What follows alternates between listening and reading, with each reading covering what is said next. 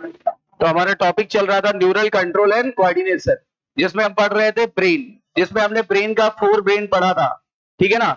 ये पूरा हिस्सा क्या है, ये पूरा हिस्सा क्या है, ये पूरा है सेरिब्रम हेमिस्फीयर, सेरिब्रम हेमिस्फीयर, जो कि 2 हाफ गोलों का मिलके बना था, एक इधर का और एक इधर का, और क्रॉस कनेक्शन होता है। अगर मैं राइट हैंडेड हूं तो मेरे कमांड कहां से आ रहे हैं, और अगर मैं लेफ्ट हैंडेड हूं तो मेरे कमांड कहां से आएंगे, राइट से आएंगे। और दोनों को जोड़ने के लिए एक व्हाइट कलर का फाइबर का एक बैंड होता है, और व्हाइट कलर के फाइबर के बैंड का नाम क्या था, corpus callosum, corpus callosum. NEET 2024 में आया हुआ, राइट। फिर आपको बताया गया था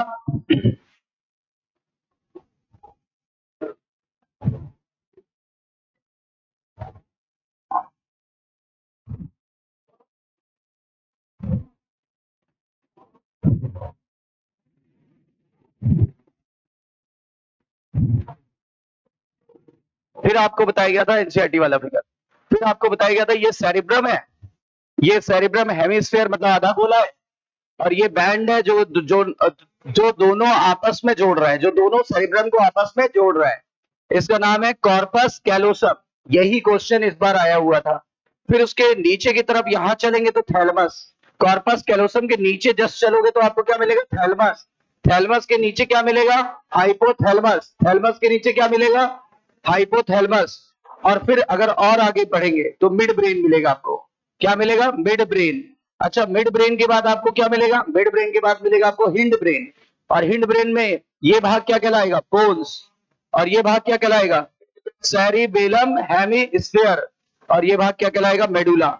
and medulla is continue with spinal cord. Medulla किसके साथ कंटिन्यू होता है, पर स्पाइनल कॉर्ड ब्रेन का पार्ट नहीं है, तो स्पाइनल कॉर्ड ब्रेन का पार्ट नहीं है, राइट, क्लियर है। वो सीएनएस का पार्ट है पर ब्रेन का पार्ट नहीं है, ठीक है ना। फिर आपको बताया गया है कि ये दोनों सेरिब्रम हेमिस्फीयर है, ये आपस में जुड़ते हैं, जुड़ते हैं तो एक दरार द्वारा अलग होते हैं। दरार का नाम क्या था, deep median फिजर, deep longitudinal फिजर। Deep भी बोल सकते हैं, मीडियन भी बोल सकते हैं, और लॉन्गिट्यूडनल फिजर, डीप मीडियन लॉन्गिट्यूडनल फिजर, याद आया। तो ये लेफ्ट से राइट को अलग कर रहा था, लेफ्ट वाले गोले से राइट वाले गोले को अलग कर रहा था, जबकि दोनों गोलों को जोड़ कौन रहा था, कॉर्पस कैलोसम, याद आया, कॉर्पस कैलोसम।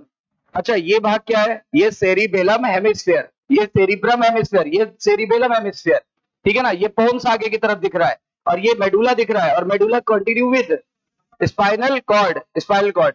अच्छा, हमारा ब्रेन जो है वो स्मूथ नहीं है, हमारे ब्रेन के ऊपर चारों तरफ क्या पाए जा रहे, कुछ उभार और कुछ गड्ढे।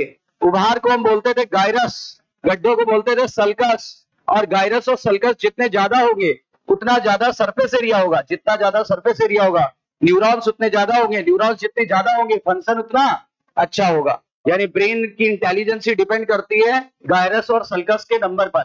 आइंस्टीन का ब्रेन अब तक का सबसे ज्यादा गायरस और सल्कस पाया गया था, उन पे रिसर्च हुई अमेरिका में कि आखिर ये इतने इंटेलिजेंट कैसे हैं। तो रिसर्च हुई तो पता चला कि उनके पास गायरस और सल्कस की संख्या बहुत ज्यादा थी। तो जिस व्यक्ति के पास गायरस और सल्कस डिपेंड जीन पर भी डिपेंड करता है। मैं सिर्फ यही नहीं बोलूंगा कि हाँ ये बहुत ज्यादा रफ है और आप बहुत इंटेलिजेंट हो गए, जीन पर भी डिपेंड करता है, ठीक है ना। इंटेलिजेंसी का भी जीन होता है, आपको पता है, इंटेलिजेंसी का भी जीन होता है। मम्मी इंटेलिजेंट पापा इंटेलिजेंट तो बच्चे भी इंटेलिजेंट, है ना। मम्मी डम्बो पापा डम्बो तो बच्चा महा डम्बो, है ना। देखिए ये जो होता है ये उभार है कि गड्ढा है, उभार को गायरस, और ये बताइए गड्ढा है ना सल्कस, वो दिख भी रहा है, ये उभार है गायरस, ये सल्कस। एनसीईआरटी ने इन्हें क्या बोला है, प्रोमिनेंट फोल्ड्स। प्रोमिनेंट फोल्ड का मतलब अत्यधिक विकसित वलय, अत्यधिक विकसित वलय यानी फोल्ड। इससे क्या सरफेस एरिया बढ़ जाता है, राइट। हमने बताया था हमारे ब्रेन में 4 ब्रेन में 3 भाग है, पहला सेरिब्रम, दूसरा थैलमस, तीसरा हाइपोथैलमस, ठीक है ना। थैलमस जो है it is wrapped by cerebrum. Thalamus को कौन घेर रहा है, या फिर यूं बोलो सेरिब्रम किसको घेर रहा है, थैलमस को रिले सेंटर कहा था, यानी कि ये बोला था ये मेजर सेंटर था किसका, coordinating centre, major coordinating centre for sensory and motor impulse या सिग्नलिंग। देखो चेक करो, it is the major coordination centre, major coordination centre for motor and sensory signalling या सेंसरी एंड मोटर सिग्नलिंग, इसीलिए इसको relay centre भी कहते हैं, इसको रिले सेंटर भी कहते हैं। इसके बाद थैलमस के नीचे क्या है? हाइपोथैलेमस। थैलमस के नीचे क्या है? This is the most sensitive and smallest part of the brain. और यहां पे मैंने कुछ ट्रिक बताई थी आपको। H for hunger centre, H for hormonal centre, है ना? तो एक H ये आ रहा है हार्मोनल सेंटर और एक ये हंगर सेंटर। अच्छा, TH से देखो, फिर P से बताया था पिट्यूटरी ग्लैंड, यही से जुड़ी है। फिर O से बताया था ऑस्मो रेगुलेटर सेंटर, यहीं पे होता है, यानी परासरण नियंत्रण केंद्र यहीं पे होता है। अच्छा, TH से हम लोगों ने दो चीजें देखी थी, एक थर्स्ट यानी प्यास और एक थर्मो रेगुलेशन यानी तापमान नियंत्रण केंद्र यहीं पे होता है। आपकी बॉडी का जो तापमान नियंत्रित होता है वो यही कंट्रोल करता है। जब आपको गर्मी लगेगी पसीना तेजी से निकलेगा, जब सर्दी लगेगी कपकपाएगा यानी कि सिवरिंग करेगा। ठीक है।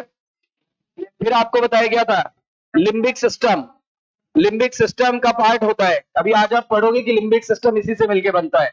और एस से बताया था सेक्सुअल अराउजल यानी सेक्स संबंधित प्रतिक्रियाएं यहीं से होती है। ठीक है ना, सेक्स संबंधित प्रतिक्रियाएं यहीं से होती है। तो ये आपको हाइपोथैलेमस का मोटा मोटा रोल पता चल गया था, राइट? इतनी बातें क्लियर हो गई। तो आज आगे बढ़ते हैं। ये वही फिगर है, आपको थोड़ा और क्लियर किया गया है। ठीक है, आगे बढ़ते हैं, आज के टॉपिक पे चलते हैं।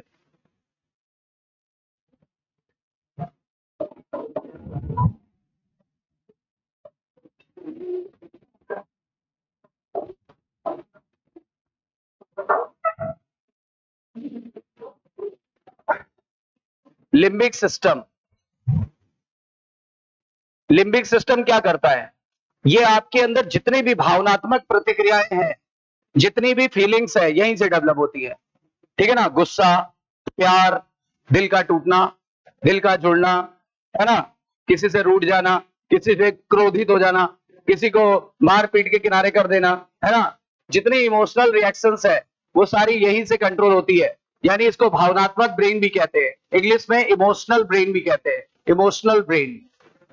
This is also known as emotional reactions.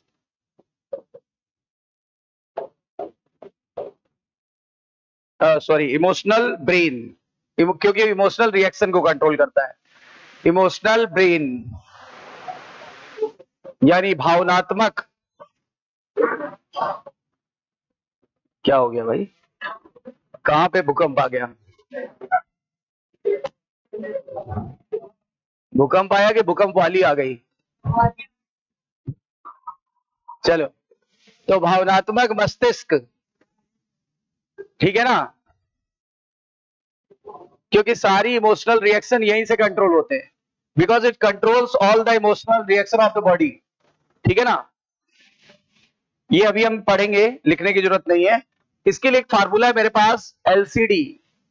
LCD घरों में लगाते हैं ना, पहले टीवी लगाते थे, आजकल टेलीविजन की जगह क्या लगाते हैं? एलसीडी या एलईडी, है ना।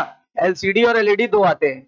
ठीक है, तो ये जो बहुत चपटे चपटे टीएफटी होते हैं यानी फ्लैट पैनल, फ्लैट पैनल जैसे ये भी एक तरह का एलसीडी ही है, लेकिन ये स्मार्ट एलसीडी है, इसमें पीसी चल सकता है। आपके टीवी में सिर्फ टीवी चलेगी और कुछ एप्स चलेंगे। तो ये एलसीडी, एलसीडी हॉल, एलसीडी कहाँ लगा हुआ है? हॉल में। ज्यादातर घरों में एलसीडी कहाँ लगा होता है? बेडरूम में तो लगता ही है, पर डाइनिंग हॉल में भी तो लगता है ना, तो वहां पर। तो एलसीडी इन हॉल, एलसीडी हॉल कर दिया। अब सबसे पहले एल का मतलब हो गया लिम्बिक सिस्टम, एल का मतलब हो गया लिम्बिक सिस्टम। सी का मतलब हो गया सेरिब्रम हेमिस्फीयर का इनर भाग मिलके बनता है, सेरिब्रम हेमिस्फीयर का इनर भाग मिलने से बनता है। सेरिब्रम हेमिस्फीयर का इनर भाग मिलने से बनता है।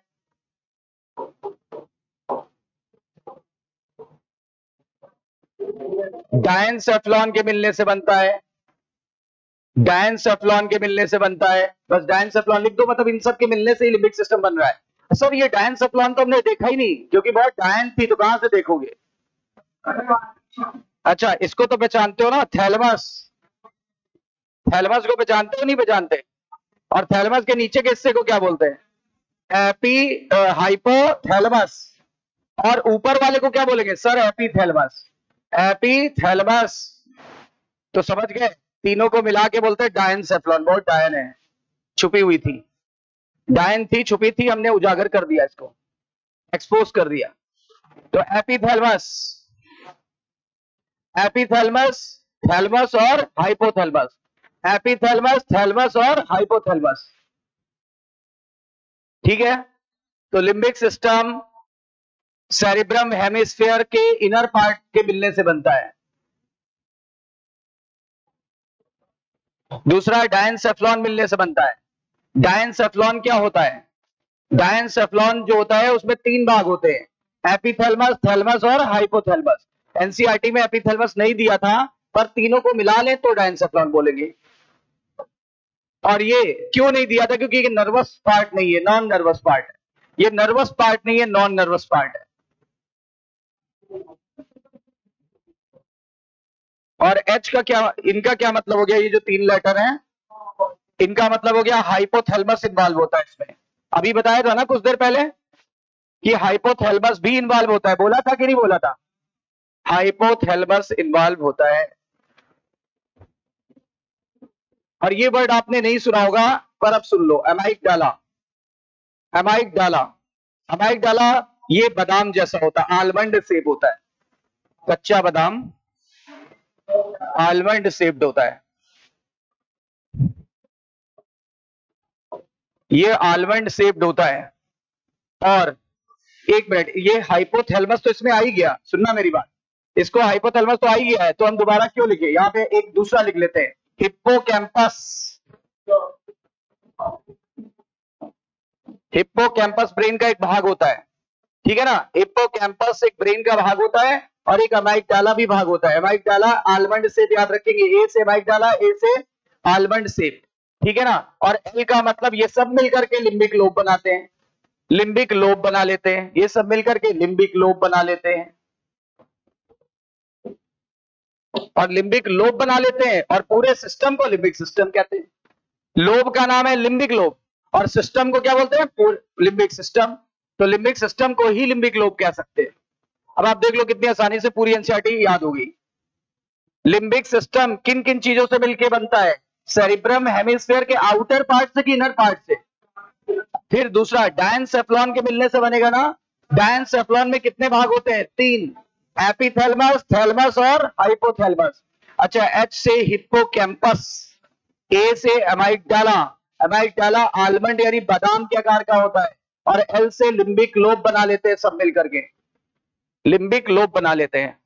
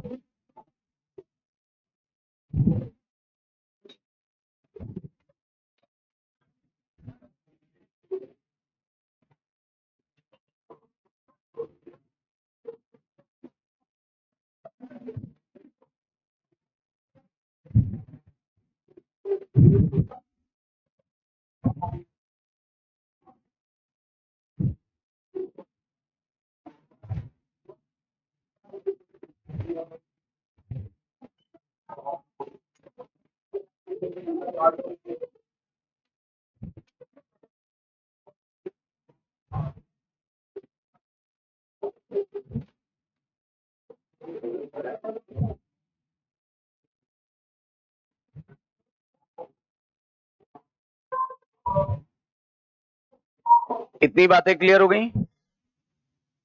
तो लिम्बिक सिस्टम किन किन चीजों के मिलने से बनता है, और उसका दूसरा नाम क्या है? Limbic system is also known as limbic lobe. Limbic system का दूसरा नाम लिम्बिक लोब। और लिम्बिक सिस्टम जो है सेरेब्रम हेमिस्फीयर के इनर पार्ट से plus diencephalon plus hippocampus plus amygdala से बनता है, ठीक है। और एमाइगडाला किस शेप का होता है? आलमंड से। और लिम्बिक सिस्टम का काम क्या है, आइए उस पर डिस्कशन करते हैं। लिम्बिक सिस्टम का काम, वैसे तो एक काम पता है, इमोशनल ब्रेन होता है, इमोशनल रिएक्शन सारी कंट्रोल करता है, लेकिन और एक काम बता देते हैं जो एनसीईआरटी ने दिया है। बढ़े आगे,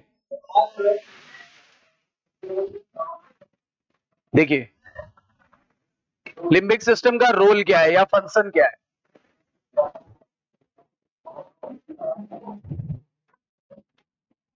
इसका रोल है सैम। याद करो, एक बार मैंने कल फार्मूला बताया था, Sam, SAM, sensory motor association area. हमारे सेरेब्रल कॉर्टेक्स में 3 एरिया था, सेंसरी, मोटर और association area.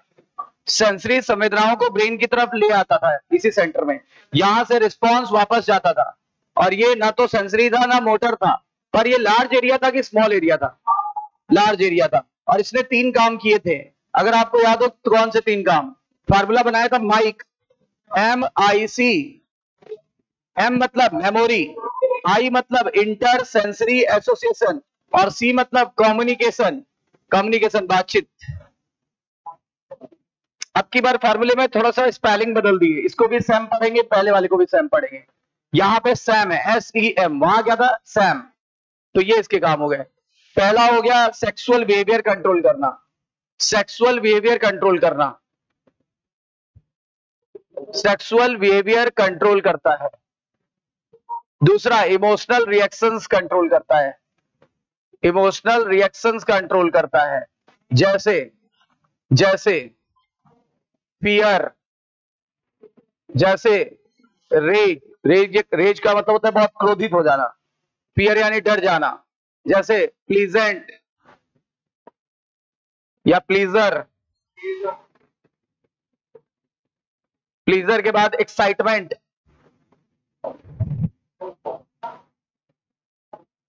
Excitement, love, hate, ये सब यहीं से जनरेट होता है, एसेट्रा। और M से मोटिवेशनल रिएक्शन, मोटिवेशनल रिएक्शन यहीं से आती है, जो मैं डेली आपको करता हूं। मोटिवेशनल रिएक्शंस यहीं से जनरेट होते हैं। तो मोटिवेशनल रिएक्शंस यहीं से जनरेट होते हैं। फार्मूला बना सैम, आसानी से याद भी हो जाएगा। सेक्सुअल बिहेवियर, जैसे मेल को हमेशा फील होता है कि वो मेल है, अब मुझे कभी नहीं फीमेल हुआ, I am female, oh my God, oh, है ना। तो क्या होता है, ये कैसे पता है? क्योंकि पता है ये बिहेवियर ब्रेन ही कंट्रोल करा रहा है, बिहेवियर कंट्रोल। वरना मैं कहते भैया जी एक्सक्यूज मी भैया जी, एक गोलगप्पे और खिलाओ सूखे वाले, है ना। Sexual behaviour. और दूसरा इमोशनल रिएक्शन, इमोशनल,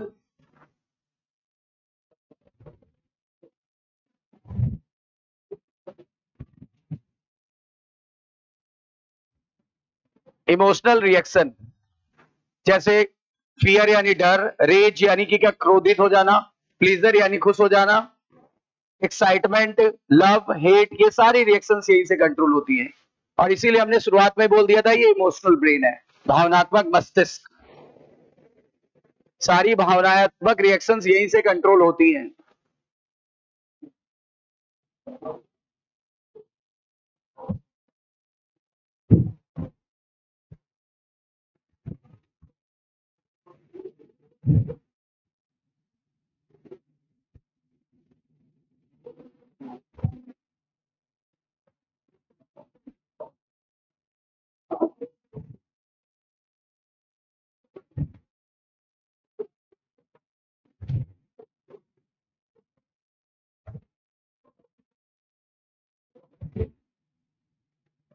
कितनी बातें क्लियर हो गई?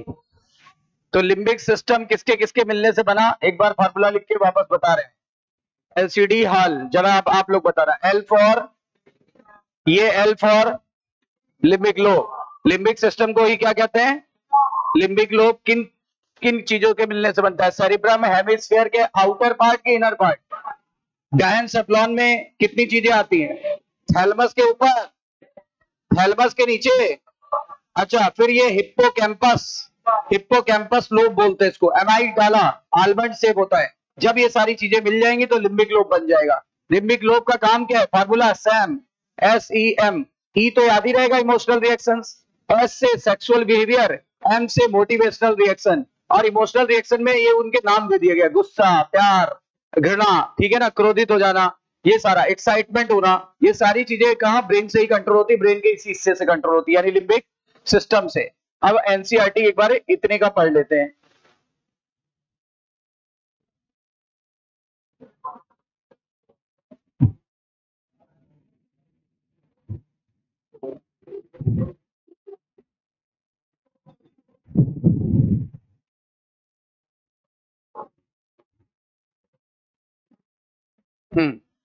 यहां से चालू होता है। The inner part of cerebrum hemisphere, आया था कि नहीं आया था? सी से क्या था? सेरिब्रम हेमिस्फीयर का इनर पार्ट क्या outer part? And group of associated deep structure like amygdala, कह रहा है अमाइगडाला और हिप्पोकैम्पस, जो काफी गहराई में था, ठीक है, वो सब मिल करके एक कॉम्प्लेक्स स्ट्रक्चर बना लेते हैं। उसी कॉम्प्लेक्स स्ट्रक्चर को लिम्बिक लोब, और मैंने दूसरा नाम क्या बताया था? लिम्बिक सिस्टम कहते हैं। अच्छा, क्या इसमें हाइपोथैलेमस इन्वॉल्व हुआ था? बिल्कुल सर, मैंने डायनसेफ्लॉन के रूप में बता दिया, इन्होंने क्या अधूरा अधूरा बताया। तो डायनसेफ्लॉन में तीनों आ जाएंगे, इसमें थैलेमस भी इन्वॉल्व होता है, हाइपोथैलेमस भी इन्वॉल्व होता है, और एपिथैलेमस तो नॉन नर्वस पार्ट था, हालांकि एपिथैलेमस नॉन नर्वस पार्ट था, ठीक है। It is involve in the regulation of, पहला काम सेक्सुअल बिहेवियर, SEM, S से सेक्सुअल बिहेवियर। दूसरा expression of emotional reaction, emotional reaction को एक्सप्रेस करना, जैसे एक्साइटमेंट, आपको फील होता है आज आप एक्साइटेड फील कर रहे हो, है ना, प्लीजर, खुशी फील करते हो, रेज, क्रोधित हो जाते हो, उसके अलावा डर लगता है, ये सारी रिएक्शन यही से कंट्रोल होती है। और फिर होता है मोटिवेशनल रिएक्शन, मोटिवेशनल रिएक्शन यहीं से कंट्रोल होता है, और इसीलिए इसको बोला गया था भावनात्मक मस्तिष्क। कुछ छूटा?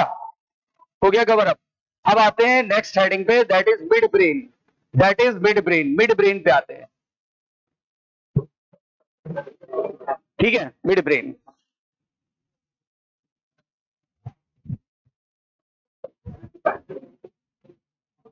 जहां तक मुझे याद होगा 2 नंबर होना चाहिए, 1-2 चल रहा था ना, तो मिड ब्रेन।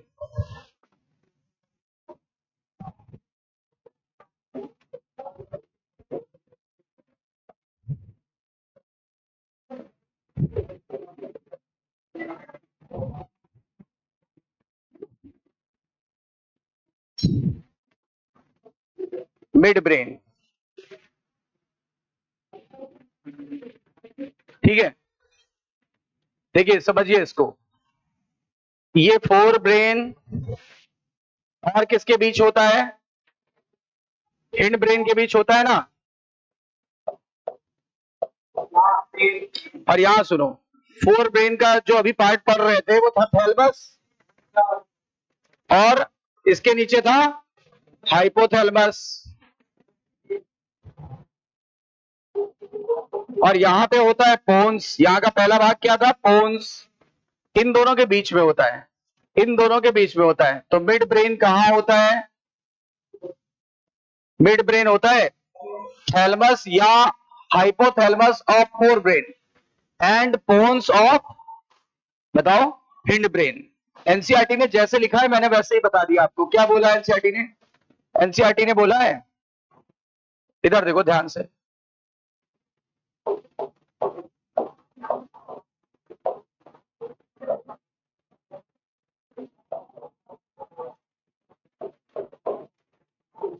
पहले बताओ ये कहां किसके बीच प्रेजेंट होता है?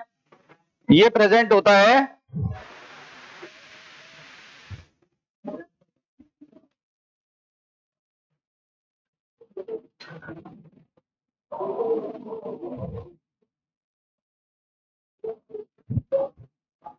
किसके किसके बीच प्रेजेंट है? बताइए किसके किसके बीच प्रेजेंट है? फोर ब्रेन और हिंड ब्रेन के बीच में। लेकिन एनसीईआरटी ऐसे नहीं कहती है, एनसीईआरटी कहती है it is present between thalamus और हाइपोथैलेमस। कह रहा है थैलेमस और हाइपोथैलेमस, और ना लगा के स्लैश लगाओ, thalamus slash hypothalamus of fore brain and pons of mid brain. ये ऐसे कहती है एनसीईआरटी। एनसीईआरटी कहती है फोर ब्रेन के थैलेमस या हाइपोथैलेमस से लेकर के और हिंड ब्रेन के पोन्स तक के बीच का हिस्सा मिड ब्रेन कहलाता है। समझ में आ रही बात? बताइए ये किसके किसके बीच होता है? थैलेमस या hypothalamus of fore brain and pons of mid brain, इसके बीच उपस्थित होता है। तो ये मैंने बना भी दिया और लिखा भी देते हैं क्या कह रहा है एनसीईआरटी। एनसीईआरटी कहता है मिड ब्रेन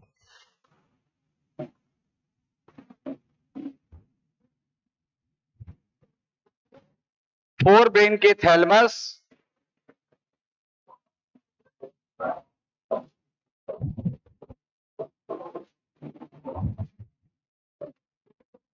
स्लैश हाइपोथैलेमस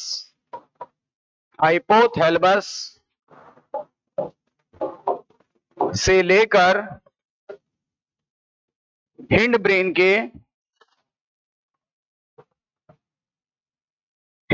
के पोन्स तक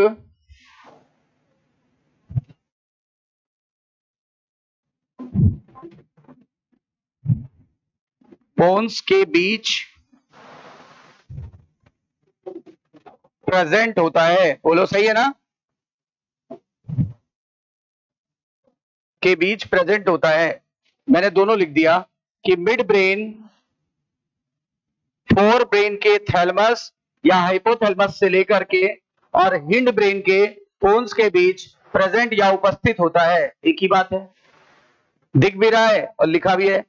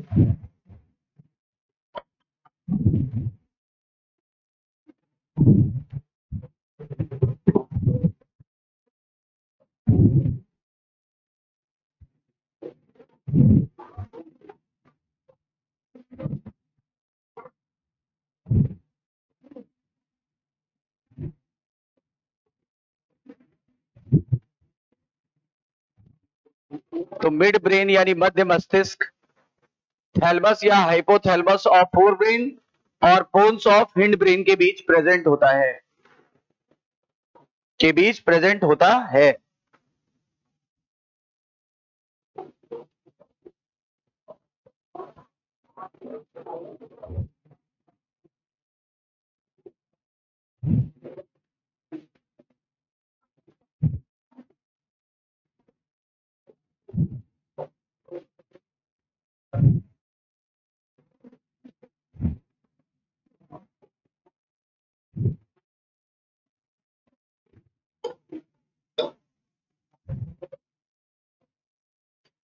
क्लियर है यहां तक?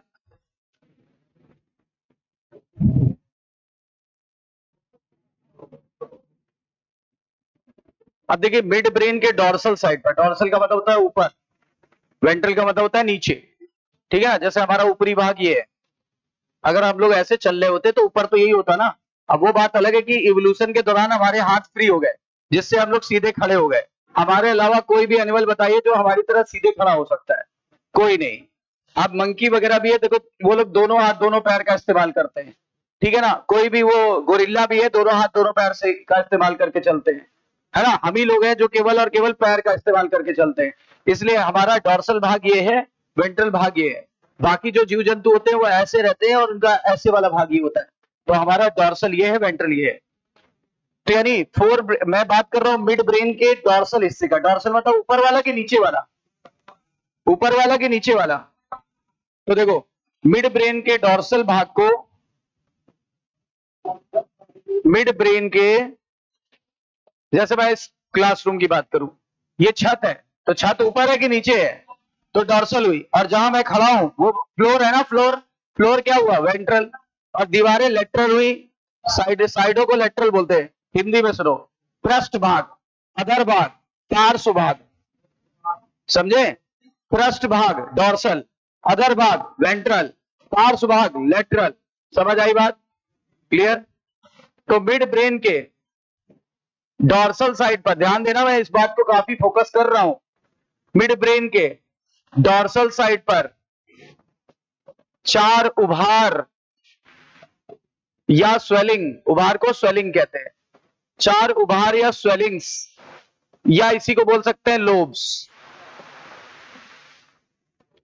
प्रेजेंट होते हैं।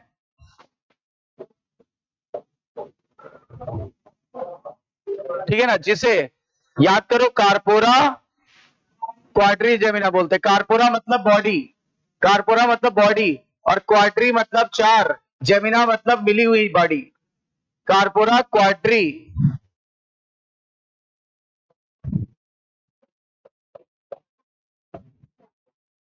जिन्हें कार्पोरा क्वाड्री जेमिना कहते हैं। कार्पोरा मतलब बॉडी, क्वाड्रा मतलब 4, जेमिना मतलब आपस में फ्यूज्ड होती है। ठीक है ना? जिसे कार्पोरा क्वाड्री जेमिना कहते हैं।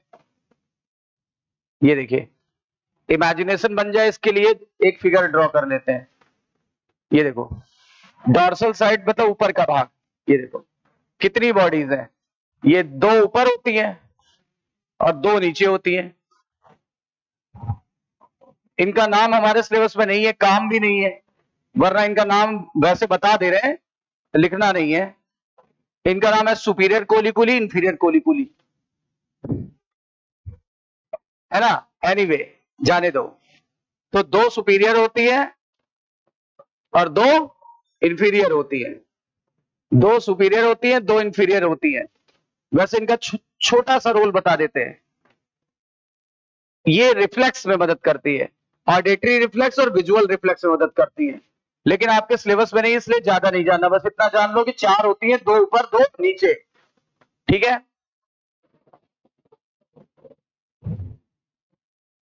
और मिड ब्रेन के अंदर एक दरार पाई जाती है। मिड ब्रेन के अंदर बताया था ना, ब्रेन अंदर से खोखला है, ब्रेन अंदर से खोखला है ना, तो मिड ब्रेन के अंदर दरार होगी। मिड ब्रेन की दरार को बोलते हैं, मिड ब्रेन के अंदर एक कैविटी पाई जा रही है, यानी द कैविटी या वेंट्रिकल। कैविटी को क्या बोला था हम लोग ने? ब्रेन की कैविटी को वेंट्रिकल कहते थे। कैविटी या ventricle of mid brain is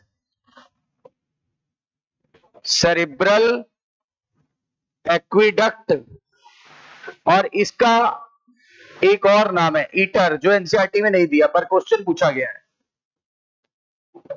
this is eater, ITER, cerebral aqueduct या ईटर। सेरिब्रल एक्विडक्ट और या ईटर भी कहते हैं, ईटर ITER, सेरिब्रल एक्विडक्ट या ईटर भी कहते हैं।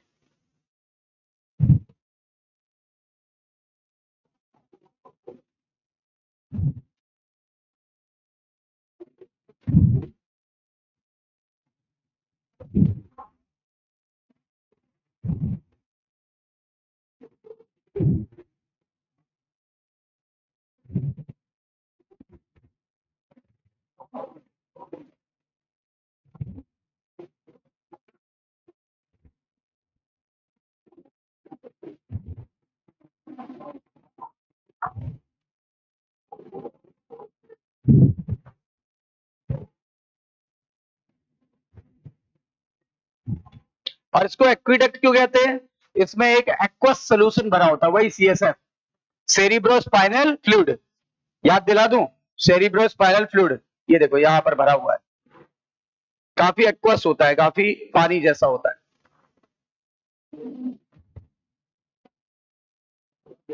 Cerebrospinal fluid, cerebrospinal fluid, CSF। तो 4 गोले होते हैं, 4 गोले होते हैं, ठीक है ना?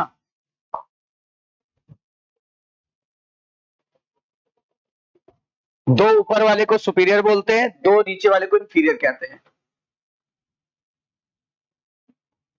काम इनका ऑडिटरी रिफ्लेक्स और विजुअल रिफ्लेक्स होता है। जैसे आपकी आंखों पे एक शार्प रोशनी डाली जाए तो आपकी आंखें अपने आप बंद हो जाएंगी, आपको सोचने की आवश्यकता नहीं पड़ेगी, वो यहीं से कंट्रोल होता है। अगर आपका नाम पुकारे कोई भीड़ में तो आप एक बार गर्दन जरूर मोड़ के देखोगे उस दिशा में जिधर से आवाज आ रही है। बोलिए, क्योंकि ये रिफ्लेक्स एक्शन है।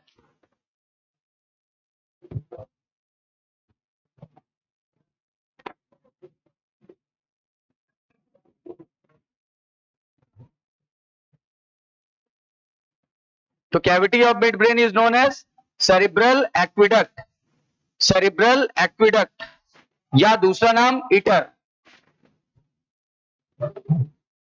और सीएसएफ का पूरा नाम क्या बताया था? Cerebro spinal fluid. ये हमारे ब्रेन के बाहर भी होता है, अंदर भी, स्पाइनल कॉर्ड के बाहर भी, स्पाइनल कॉर्ड के अंदर भी।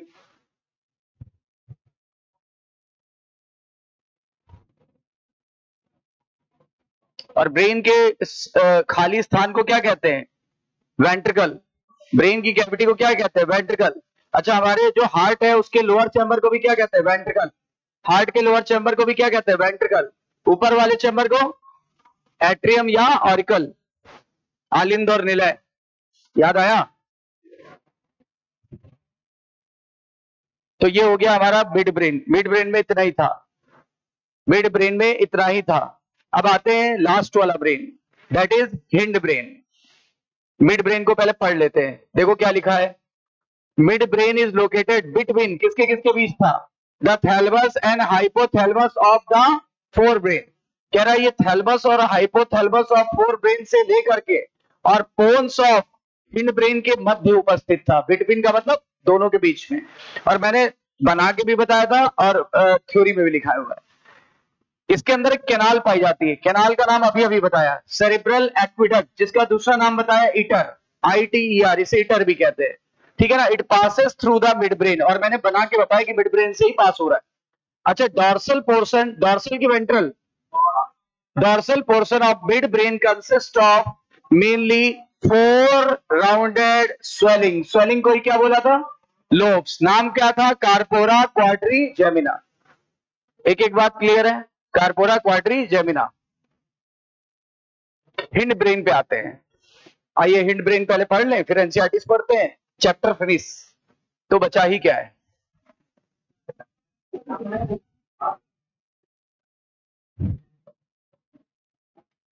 हिंड ब्रेन, पश्च मस्तिष्क,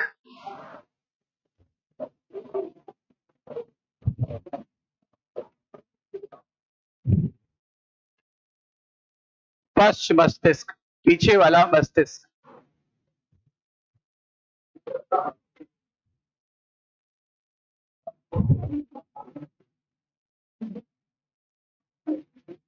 तो हिंड ब्रेन, ठीक है, हिंड ब्रेन में 3 भाग होते हैं। आपको पहले ही बताया था 3 भाग होते हैं, पोन्स, सेरिबेलम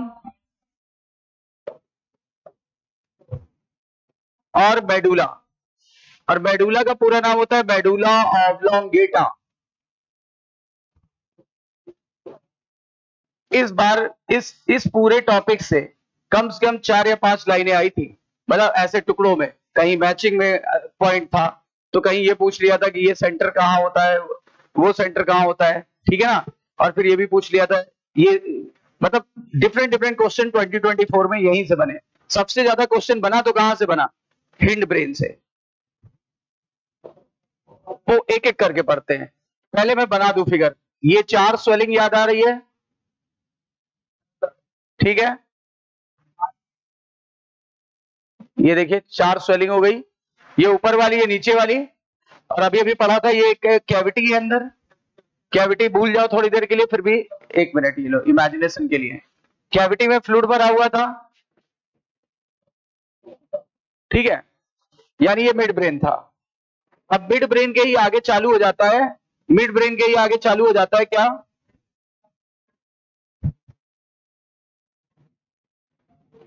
अब यहीं से चालू हो गया, हल्की सी देखो स्वेलिंग टाइप की आई है ऐसे।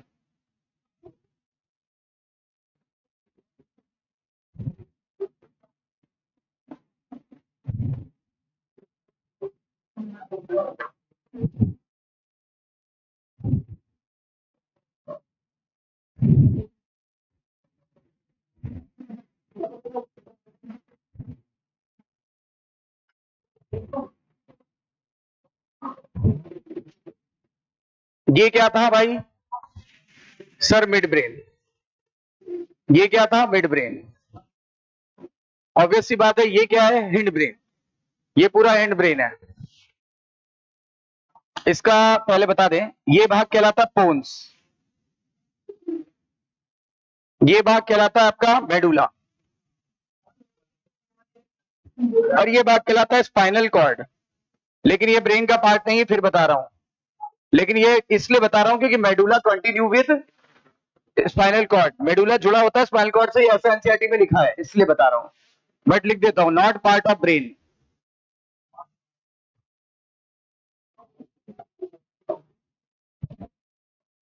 ब्रेन का पार्ट नहीं है। तीनों को मिला के बोलते हैं, ये तीन कौन सी चीजें? ये और इधर ये, इसको मिला के बोलते हैं हिंड ब्रेन। Hind brain. और ये क्या है? What is this? ये है सेरिबेलम हेमिस्फीयर। सेरिब्रम की सेरिबेलम, सेरिबेलम हेमिस्फीयर। ये हमारा बॉडी पोस्चर और बैलेंस मेंटेन करता है। ये भी दो हाफ स्फीयर का मिलकर बना होता है, टू हाफ स्फीयर्स का बना होता है।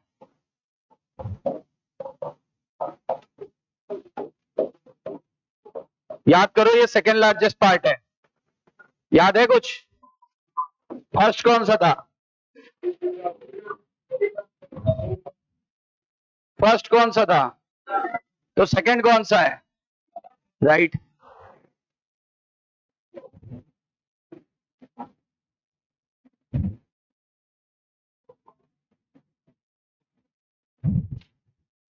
और इसके ऊपर देखो कुछ उभार है।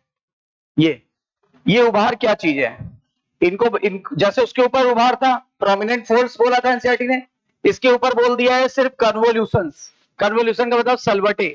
इसके ऊपर क्या होता है? कुछ सलवटे पाई जाती है। देखो ये सब है कन्वोल्यूशंस। कन्वोल्यूशंस यानी क्या? सलवटे। कन्वोल्यूशंस प्रेजेंट होते हैं which increase surface area, which increase surface area, जो उसके सतह के भाग को बढ़ा देते हैं, सतह के क्षेत्रफल को बढ़ा देते हैं। अच्छा, क्यों बढ़ा देते हैं? ऐसा क्यों करते हैं? ताकि ज्यादा से ज्यादा न्यूरॉन्स यहां, ज्यादा से ज्यादा न्यूरॉन्स एडजस्ट हो सके। बोलो, वरना बैलेंस और ये कैसे होगा? अभी लिख रहा हूं इसका काम। ताकि ज्यादा से ज्यादा न्यूरॉन्स एडजस्ट हो सके।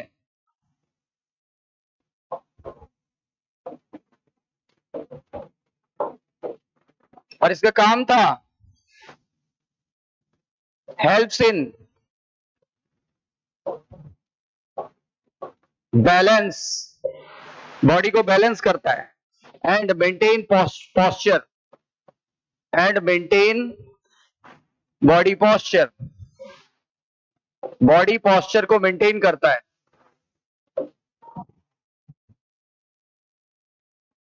बॉडी पोस्चर को मेंटेन करता है।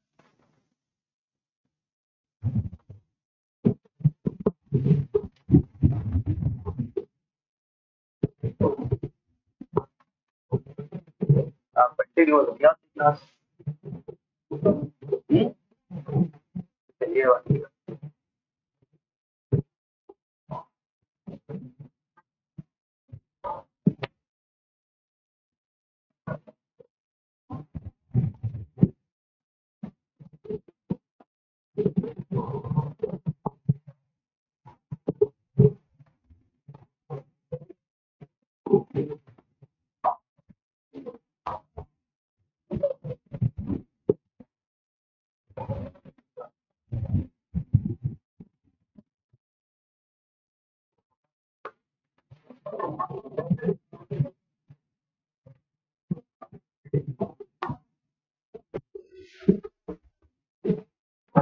आप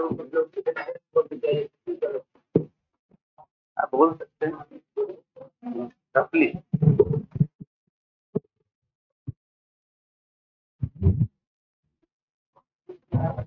कन्वोल्यूशंस का मतलब होता है सलवटे। सलवटे सरफेस एरिया बढ़ा रही है घटा रही है? बढ़ा रही है। ये भी दो हाफ गोलों का मिलकर बना होता है। What is the role of cerebrum hemisphere? Cerebellum hemisphere, cerebellum hemisphere का काम क्या है? बॉडी में संतुलन मेंटेन करना और बॉडी का पोस्चर मेंटेन करना। संतुलन और बॉडी पोस्चर मेंटेन करना, ये इसका काम है। फिगर समझ आ गया ना? और कितना बड़ा हट जाएगा? सिलने के लिए मेरे पास कुछ है भी नहीं।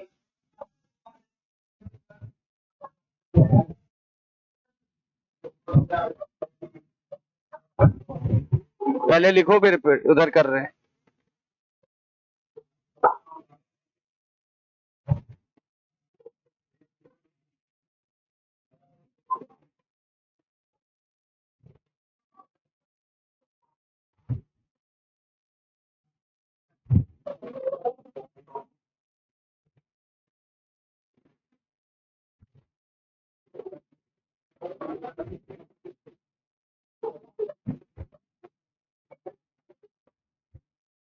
इतनी बात क्लियर हो गई?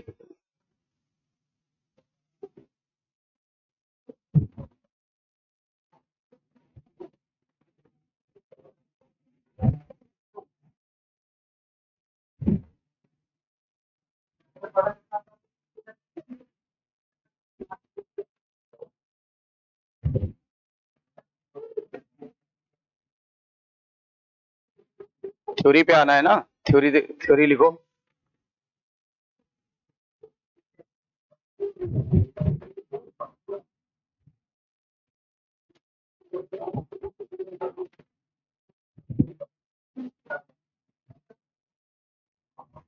बॉडी में संतुलन कौन मेंटेन करता है?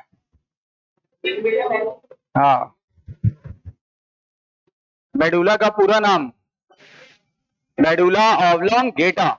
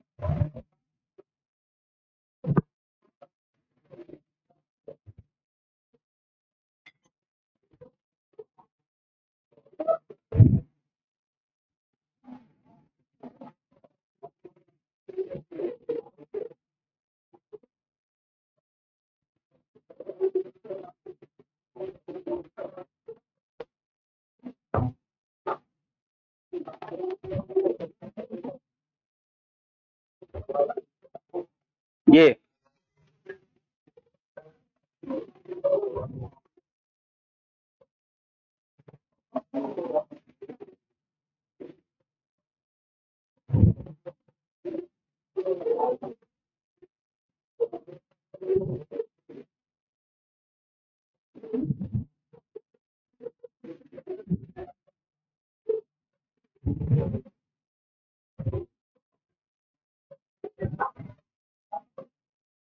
ठीक है। अब पूरा देखो, ब्रेन आपको एकदम क्लियर हो गया होगा। बिल्कुल जितना पढ़ाया है, एक भी लाइन ना बाहर आएगी ना कम आएगी, ये बात आप लिख लो। जितनी चीजें बताई जाती है बिल्कुल टू द पॉइंट।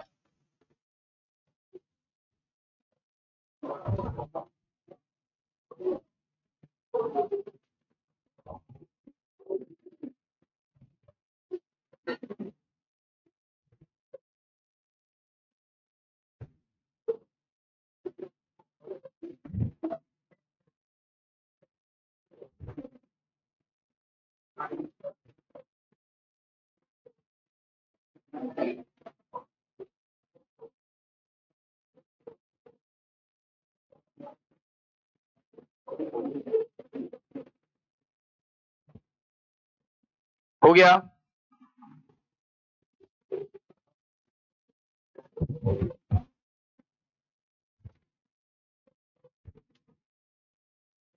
तो बढ़ा जाए आगे। हो गया।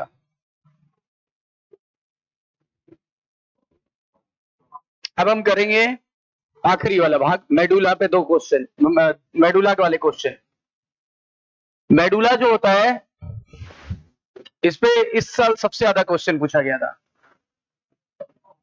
मेडुला ब्रेन को किससे जोड़ देता है? स्पाइनल कॉर्ड से। था कि नहीं था?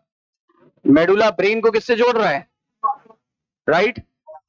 यानी मेडुला ब्रेन को स्पाइनल कॉर्ड से जोड़ देता है, या सीधे लिखो स्पाइनल कॉर्ड से जुड़ा होता है।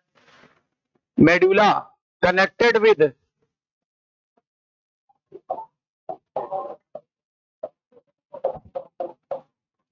स्पाइनल कॉर्ड, स्पाइनल कॉर्ड से जुड़ा होता है। और मेडुला में बहुत सारे वाइटल सेंटर होते हैं जो कुछ रिफ्लेक्स को कंट्रोल करते हैं, यानी है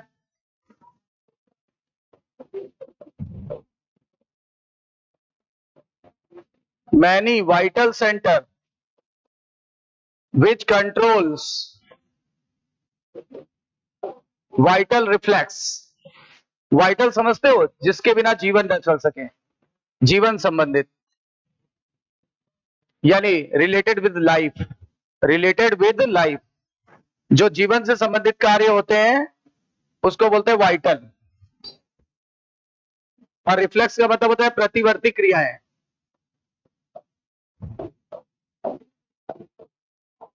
अपने आप होने वाली क्रियाओं को क्या बोलते हैं? रिफ्लेक्स एक्शन या प्रतिवर्ती क्रियाएं। जैसे जलती हुई मोमबत्ती अगर किसी के हाथ की तरफ ले जाएंगे और वो सो भी रहा हो, अचानक से हाथ हटा लेगा, ये रिफ्लेक्स एक्शन होता है। जैसे कोई धूल आपके आंख की तरफ आ रही है, आपकी आंखें अपने आप बंद हो जाएगी, रोशनी आने पर आंखें अपने आप बंद हो जाएंगी। ये सब क्या हो रहा है? वाइटल, ये सब हो रहा है रिफ्लेक्स एक्शन, प्रतिवर्ती क्रियाएं। यहां कौन कौन से सेंटर होते हैं? यही क्वेश्चन आया था, वेरी इंपॉर्टेंट, अभी 2024 में ही आया यहां से क्वेश्चन। ठीक है, यहां पे पहला सेंटर होता है कार्डियक सेंटर, कार्डियोवैस्कुलर सेंटर। अगर एनसीईआरटी के ऑर्डर वाइज चले तो सबसे पहले रेस्पिरेटरी सेंटर लिखा होगा। सबसे पहले आरआरसी याद है? Respiratory rhythm centre, respiratory rhythm centre. ये सांस लेने में मदद करता है। सांस हम कभी भूलते नहीं है, अपने आप होने वाली प्रतिक्रिया है। कभी भी आप सो रहे हो, जग रहे हो, परेशान हो, खुश हो, सांस लेना तो कभी नहीं भूल सकती बॉडी। क्यों? प्रतिवर्ती क्रिया है, अपने आप होगा, हमें सोचने की जरूरत ही नहीं, हमें हमें जरूरत ही नहीं है इसको सोचने की। ठीक है ना? वैसे पलक झपकना, पलक झपकने के लिए सोचना पड़ता है क्या? नहीं। वो बात अलग है कि अगर हम झपक ले ऐसे, वो बात अलग है, वो बात अलग है कि हम जानबूझ के भी इसको कंट्रोल कर सकते हैं। पर नॉर्मली जो पलक झपकना है वो होती है कैसे? Involuntary reaction. ठीक है ना? तो आरआरसी। दूसरा कौन सा होता है? कार्डियोवैस्कुलर सेंटर,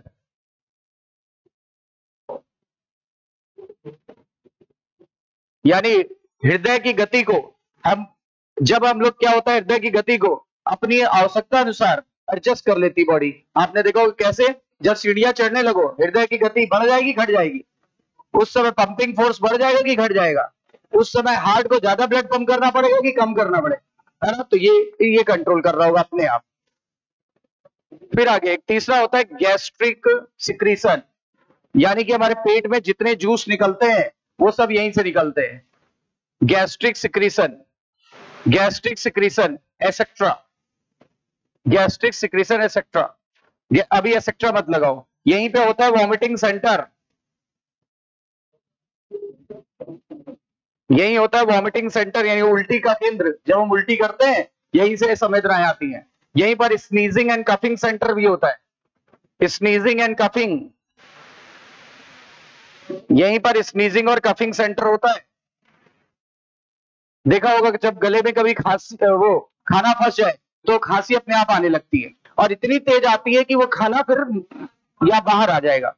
वो जरूरी है, अगर नहीं आएगी खांसी तो खाना फेफड़ों में चला जाएगा और हम मर जाएंगे। इसीलिए, और देखा होगा जब भी कोई वस्तु जो कोई धूल धक्कड़ नाक के एपिथेलियम पे जाके टकराती है तो हमें छींक आती है। कभी चुनौती ऐसे कोई रगड़ रहा हो बगल में, यूं जैसे ही करेगा ना, और जो लोग नहीं खाते हैं, जो लोग नहीं खाते ना, तो वो लोग पता है एकदम छींकने लगेंगे, है ना। तो देखा होगा वो जो आती है बड़ी, वो वहां आती है तुरंत छींक करेगी कि खांसी करेगी। छींकना और खांसने में फर्क है ना। छींकने और खांसने में फर्क है।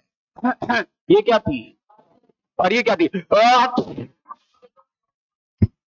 ये क्या थी? छींक। तो फर्क है दोनों में, एक छींकने का केंद्र है और एक खांसने का केंद्र है। एसेक्ट्रा अब लगा दो, अब एसेक्ट्रा लगा दो। और भी केंद्र होते हैं पर जानना नहीं है। देखो हमें इनको तो भूलना ही नहीं है, ध्यान देना। एनसीईआरटी में ये दिया है, और ये और ये दिया हुआ है एनसीईआरटी में। ये डाइजेस्टिव सिस्टम में दिया है, माना कि चैप्टर डिलीट हो गया है पर सेंटर पूछ लेगा क्योंकि ब्रेन का पार्ट है।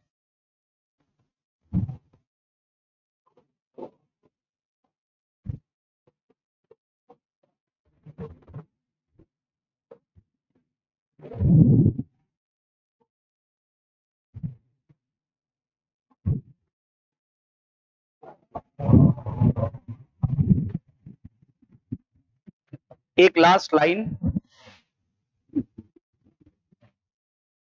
ब्रेन स्टेम, ये लिख लीजिए फिर बताएं।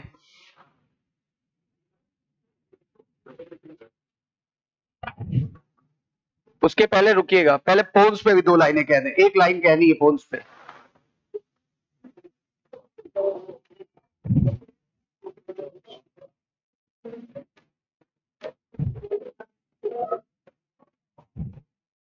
अच्छा देखो, पोन्स मिड ब्रेन को भी जोड़े हुआ है, मेडुला को भी जोड़े हुआ है, सेरिबेलम को भी जोड़े हुआ है।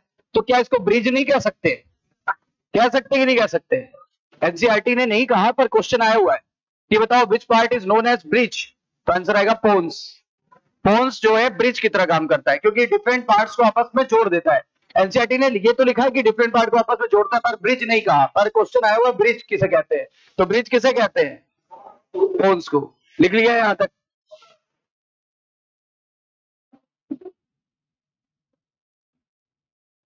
तो जीवन संबंधित सारी आप बताओ, सांस लिए बिना जीवन रुक जाएगा, कार्डियोवैस्कुलर के सेंटर के बिना जीवन रुक जाएगा, बिना भोजन पचाए जीवन चलेगा नहीं, वॉमिटिंग सेंटर बहुत जरूरी है, अगर वॉमिट नहीं होगा तो भी काम नहीं चलेगा। वॉमिट होना मतलब आपके शरीर के अंदर कुछ ऐसे तत्व चले गए जिसकी शरीर को आवश्यकता नहीं थी। अच्छा, स्नीजिंग कफिंग, ये क्या करती है? आपकी बॉडी को सुरक्षा देती है ना।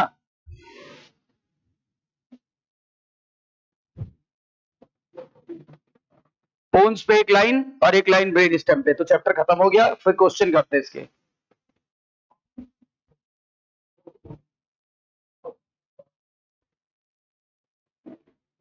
हो गया। अच्छा, पोन्स को क्या बोल दें? पोन्स को बोल दें, इसमें ऐसे नर्व ट्रैक होते हैं, इसमें ऐसे नर्व ट्रैक्ट होते हैं, ऐसे ट्रैक्ट नर्व ट्रैक्ट प्रेजेंट होते हैं जो ब्रेन के डिफरेंट पार्ट को क्या कर देते हैं? इंटरकनेक्ट। जो ब्रेन के डिफरेंट पार्ट्स को इंटरकनेक्ट कर देते हैं। इंटरकनेक्ट का मतलब आपस में जोड़ देना, इंटरकनेक्ट कर देते हैं।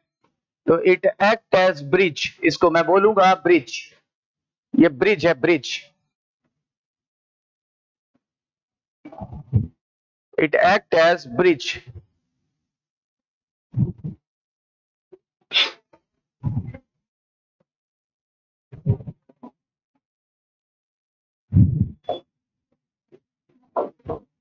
एक आखिरी भाग है, ब्रेन स्टेम। ब्रेन स्टेम क्या होता है? ब्रेन स्टेम क्या होता है उसको देखते हैं। ब्रेन स्टेम का काम क्या है? ब्रेन स्टेम का काम होता है ब्रेन से स्पाइनल कॉर्ड को जोड़ देना। ये ब्रेन से किसको जोड़ता है? ये ब्रेन से स्पाइनल कॉर्ड को जोड़ देता है। ब्रेन से स्पाइनल कॉर्ड को जोड़ देता है। ये ब्रेन से स्पाइनल कॉर्ड को जोड़ देता है।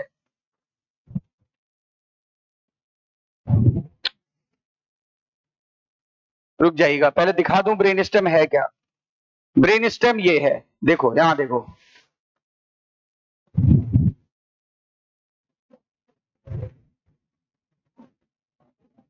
ब्रेन स्टेम में क्या क्या चीजें आएंगी ध्यान से देखना, थोड़ा हाईलाइट कर रहा हूं।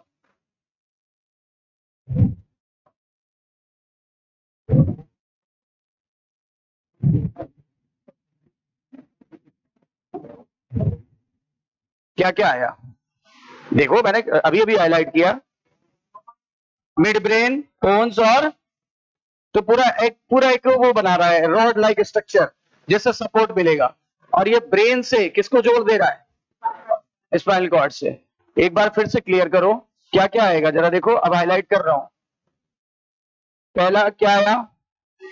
मिड ब्रेन आ गया। दूसरा, तीसरा क्या आया? राइट। तो ये 3 भाग आ जाते हैं उसमें, समझे? तो 3 भाग आ जाते हैं। जरा बताओ क्या क्या आता है इसमें? इट इंक्लूड्स, हिंट है एमपीएम। एमपीएम, एमपीएम आ जाता है। एम फॉर, अभी पढ़ के आए हैं सर, मिड ब्रेन, मध्य मस्तिष्क। पी फॉर पोन्स आ जाएगा और एम फॉर मेडुला आ जाएगा।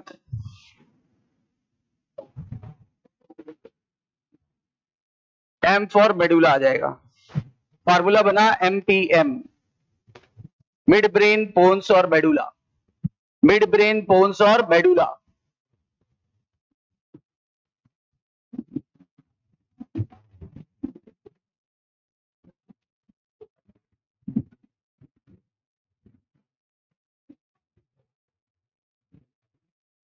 तो इसमें आ जाता है midbrain, pons and medulla.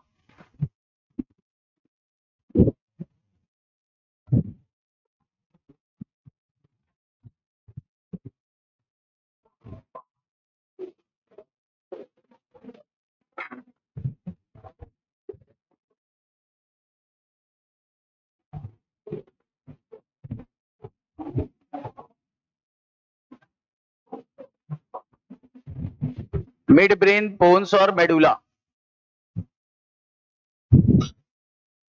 And what is the role of brainstem? Brainstem का कार्य क्या है, काम क्या है? हाँ, ये ब्रेन को स्पाइनल कॉर्ड से कनेक्ट कर देता है। ये ब्रेन से स्पाइनल कॉर्ड को कनेक्ट करता है।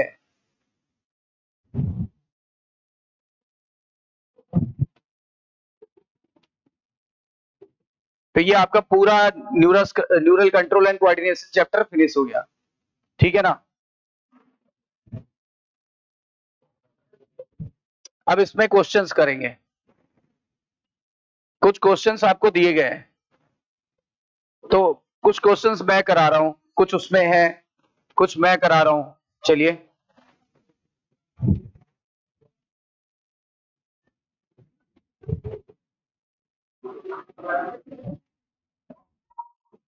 तो ब्रिज किसे कहते हैं? ब्रिज बोन्स को क्यों कहते हैं? क्योंकि डिफरेंट पार्ट को आपस में इंटर कनेक्ट कर रहा है, इंटर कनेक्ट कर रहा है, इसलिए उसको ब्रिज कहते हैं। ब्रिज का काम ही है दो या दो से ज्यादा भागों को आपस में जोड़ देना। और ब्रेन स्टेम बराबर क्या, फार्मूला क्या बनाया? एमपीएम।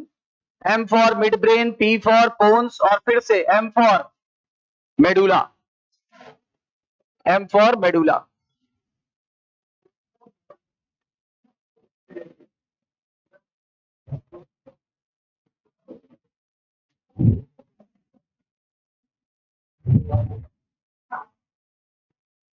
ठीक है, आगे बढ़ते हैं।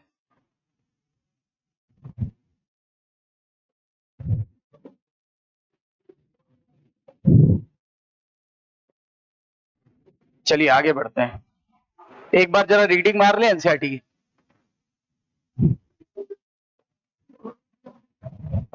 हिंड ब्रेन में 3 भाग, पहला, दूसरा, तीसरा। याद रखना ये सेरिब्रम नहीं लिखा है, सेरिबेलम। कह रहा है उसका पूरा नाम है मेडुला ऑब्लांगेटा। पोन्स में जो फाइबर के ट्रैक थे, बताया था ना नर्व फाइबर के ट्रैक का बना होता है, that interconnect the different region of the brain, that is why known as bridge. ये मैंने कहा सेरिब्रम के ऊपर बहुत सारी सलवटें थी जो सरफेस एरिया को बढ़ा रही थी, जो सरफेस एरिया प्रोवाइड कर रही थी, किसको? एडिशनल स्पेस मिल सके, किसको? ज्यादा से ज्यादा न्यूरॉन्स को। लिखाया था ना हमने, आपकी भाषा में लिखाया था। Medulla of the brain connect the spinal cord. Medulla किससे जुड़ा था? स्पाइनल कॉर्ड से। मेडुला के अंदर बहुत सारे सेंटर थे, जैसे रेस्पिरेशन को कंट्रोल करने वाला, कार्डियोवैस्कुलर रिफ्लेक्स को कंट्रोल करने वाला, गैस्ट्रिक सिक्रीशन। इसी साल ये क्वेश्चन आया था। 3 मेजर पार्ट जो होते हैं वो ब्रेन स्टेम बनाते हैं, MPM। फॉर्मूला बता दिया था।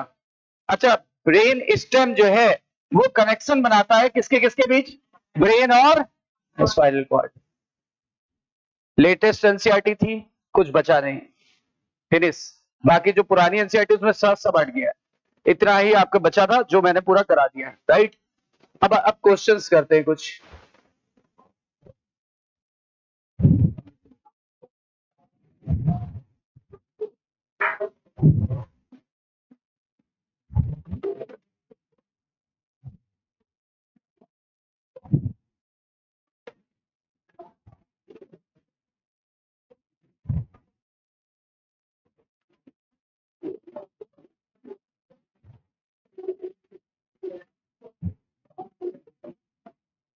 ये बताओ, करेक्ट मैच। यूनिपोलर न्यूरॉन जो है वो एम्ब्रियोनिक स्टेज में पाई जाती है, सही है। बाइपोलर न्यूरॉन कॉर्निया ऑफ आई में पाई जाती है, रेटिना ऑफ आई में पाई जाती है। तो गलत हो गया ना, देखो ध्यान से पढ़ा करो option. Multipolar neuron cerebral cortex में पाई जाती है, यानी सही कौन सा हुआ? First and 3 only, first and 3 only. Sodium potassium pump across membrane actively transport. Sodium potassium pump किसको एक्टिव ट्रांसपोर्ट कराता है? सोडियम और पोटेशियम को। अच्छा, कैसे याद रखेंगे? आउट में कितने लेटर आ रहे हैं, तो किसको आउट करेगा? सोडियम को। 3 सोडियम को आउट और 2 पोटेशियम को इन, क्योंकि इनमें 2 लेटर आते हैं। चेक करो, 3 sodium ion outward and 2 potassium ion into the cell. Answer कौन सा? सेकंड। जब भी कभी नर्व में कंडक्शन होता है या इंपल्स जनरेट होती है, तो बताओ क्या होता है? इंपल्स तभी जनरेट होती है जब अंदर कौन सा आयन आता है? Sodium ion. तो सीधे सीधे आंसर क्या होगा? Sodium moves into the axoplasm. और कोई ऑप्शन मैच नहीं कर रहा है, आपको अच्छे से पता है। पोलराइज न्यूरॉन किसे बोलेंगे? देख के बताइए, सब एनसीईआरटी का है। पोलराइज न्यूरॉन किसे बोलेंगे? जब रेस्टिंग पोटेंशियल हो तब। बाहर कैसा चार्ज? प्लस प्लस प्लस, अंदर माइनस माइनस माइनस। और करंट कहां से देखते हैं, अंदर से कि बाहर से? तो कितने मिली वोल्ट का करंट आएगा? -70 मिली वोल्ट। याद आया? यही होता है रेस्टिंग पोटेंशियल, यानी कि नर्व अगर पोलराइज है तो रेस्ट स्टेज में है, नर्व अगर डीपोलराइज है तो एक्शन स्टेज में है। अभी आएगा क्वेश्चन। रेस्टिंग पोटेंशियल होता है क्यों, किसकी वजह से होता है? पढ़ के देखिए, समझ में आ जाएगा। A reduced energy production by mitochondria, ये तो नहीं है, ये तो नहीं है। Action potential deplete transmit substance या of different concentration of ion across the cell, या द एक्शन पोटेंशियल कॉज एक्सो। नहीं, रेस्टिंग पोटेंशियल में एक्शन कहां से आ जाएगा? आंसर आएगा थर्ड।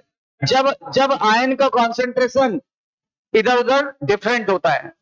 अरे सोडियम बाहर चला गया था, सोडियम बाहर से अंदर आ गया था, पोटेशियम अंदर से बाहर चला गया था, तो different concentration of ion across the cell, तभी रेस्टिंग पोटेंशियल मेंटेन होता है। आंसर आएगा third.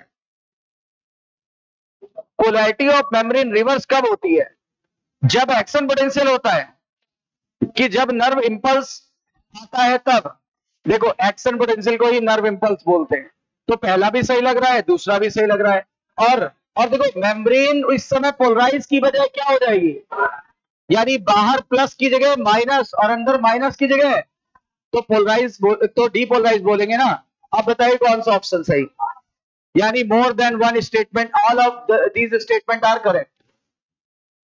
During recovery the nerve fibre becomes, जब भी रिकवरी होती है तो नर्व फाइबर कैसा हो जाता है, जब रिकवरी, रिकवरी मतलब समझते हो रेस्टिंग स्टेज, तो बाहर पॉजिटिव, अंदर है कोई ऑप्शन, कौन सा है, हाँ positive outward and negative inward. अच्छा यहाँ ड्यूरिंग स्टिमुलेशन बोलते हैं तो क्या हो जाता, तो हो जाता पॉजिटिव चार्ज, नहीं निगेटिव चार्ज, गलत, ये negative charge outside and positive charge inside, कब सी हो जाता। अगर यहीं पे रिकवरी ना लिख करके ये बोल देते ड्यूरिंग स्टिमुलस तो आंसर ये वाला सही हो जाता, यानी बाहर माइनस अंदर प्लस। चूंकि यहाँ पे रिकवरी दिया है या ये दिया होता है कोई संवेदना नहीं आ रही है तो हम बाहर प्लस करेंगे अंदर माइनस, सब कराया हुआ है आपको। अब देखो ये तो तुरंत बता लोगे, दो न्यूरॉन के बीच के जंक्शन को क्या बोलते हैं, कितने प्रकार के साइनस संभव हैं, अगर बहुत दूरी बहुत कम है तो इलेक्ट्रिकल, दूरी थोड़ी ज्यादा है तो केमिकल, बॉडी में रेयर कौन से होते हैं इलेक्ट्रिकल, बॉडी में कॉमन कौन से होते हैं केमिकल, तो दो नर्व के बीच के जंक्शन को साइनेप्स कहते हैं। छोटा सा क्वेश्चन पूछा गया था।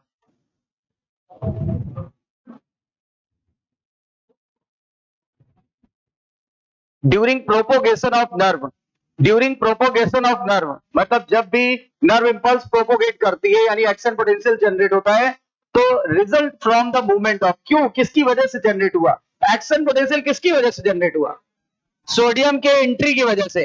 अब कहां से कहां, बाहर से अंदर, क्योंकि सोडियम बाहर की चीज थी, पोटेशियम अंदर की चीज थी, इसलिए सोडियम अंदर आना चाहिए। देखो कोई है, sodium from extra cellular fluid to intracellular fluid, clear है ना। देखो सारे क्वेश्चन बन रहे हैं, सारे एनसीईआरटी के पेज से दिए गए हैं। Electrical current can flow directly from one neuron into other neuron across the synapse, which of following statement is correct. मतलब देखो ये कह रहा है एक से दूसरे में डायरेक्ट जा रही है, यानी बना इलेक्ट्रिकल करंट डायरेक्ट पहुंच गई, मतलब ये इलेक्ट्रिकल साइनेप्स की बात कर रहा है कि केमिकल की, इलेक्ट्रिकल की बात कर रहा है। अब इलेक्ट्रिकल साइनेप्स को ध्यान में रख के ऑप्शन पढ़िए, इंपल्स ट्रांसमिशन इलेक्ट्रिकल साइनेप्स का हमेशा तेज होगा केमिकल की तुलना में, सही है, अभी बोला था, सही है ना। दूसरा बताइए, chemical synapse is faster than, गलत गलत गलत गलत, इलेक्ट्रिकल फास्टर होता है केमिकल नहीं, तो electrical synapse are rare in the body, सही है, बोथ ए एंड सी, हमारा आंसर डी। जब भी कभी कोई नर्व जाती है वो नर्व इंपल्स को लेकर के, नर्व फाइबर में जब इंपल्स आगे बढ़ती है तो पोटेंशियल अंदर की तरफ के किस क्रम में चेंज होता है। देखो हम आपको बता चुके हैं, ये अभी ये नर्व में कोई संवेदना नहीं आई तो अंदर है माइनस, अच्छा मैंने इसको छुआ तो यहां कुछ हुआ, क्या हुआ, यहां हुआ पॉजिटिव और अंदर हो जाएगा, अंदर पॉजिटिव बाहर निगेटिव, तो ये मैं यहां लिखते चल रहा हूं, पहले था निगेटिव अंदर अब आया पॉजिटिव, और जब यहां से इंपल्स नहीं आएगी तो ये फिर से कैसा हो जाएगा, फिर से हो जाएगा बाहर पॉजिटिव अंदर निगेटिव यानी माइनस, तो पहले माइनस फिर है कोई ऑप्शन, पहले पॉजिटिव फिर निगेटिव फिर अगेन नहीं, कहां चौथा, एक मिनट, बी वाला होगा, पहले निगेटिव फिर पॉजिटिव एंड देन दोबारा निगेटिव, चौथा कहां हुआ, ये हो जाएगा, नहीं वो अलग क्वेश्चन है, ये अलग है, होगा सेम होगा, उसमें उल्ट कुछ ऑप्शन बदल दिया होगा। फिर आगे देखिए, अगर नर्व में सोडियम पंप को ब्लॉक कर दिया जाए, ये रीजनिंग का क्वेश्चन है, अगर आंखें निकाल दी जाए नहीं दिखेगा, कान निकाल दिया जाए सुनाई नहीं पड़ेगा, वैसे ये क्वेश्चन है, अगर नहीं वास्तव में ये रीजनिंग का क्वेश्चन देखना नेक्स्ट ईयर जरूर आएगा, क्योंकि सुप्रीम कोर्ट ने कहा था अगर आप एनसीईआरटी से रीजनिंग का क्वेश्चन डालो तो, रीजनिंग का मतलब कुछ क्रिटिकल थॉट, तो ये क्रिटिकल थॉट क्वेश्चन है, अगर नर्व जो है सोडियम पंप को ब्लॉक कर दिया जाए, नर्व के सोडियम पोटेशियम पंप की बात कर रहा है, उसको हमने ब्लॉक कर दिया तो बताइए क्या होगा, पढ़िए, अगर सोडियम पंप को आपने ब्लॉक कर दिया तो सोडियम अंदर से बाहर निकलेगा ही नहीं। भाई पंप का काम क्या था? सोडियम जो अंदर घुस गया है उसको बाहर निकालना। सोडियम जो अंदर घुस गया है उसको क्या करना? बाहर निकालना। अब बताओ, जो अंदर सोडियम घुसा हुआ है उसको बाहर निकालने वाला कोई है ही नहीं, चौकीदार है ही नहीं। अरे पंप का नाम क्या था? चौकीदार।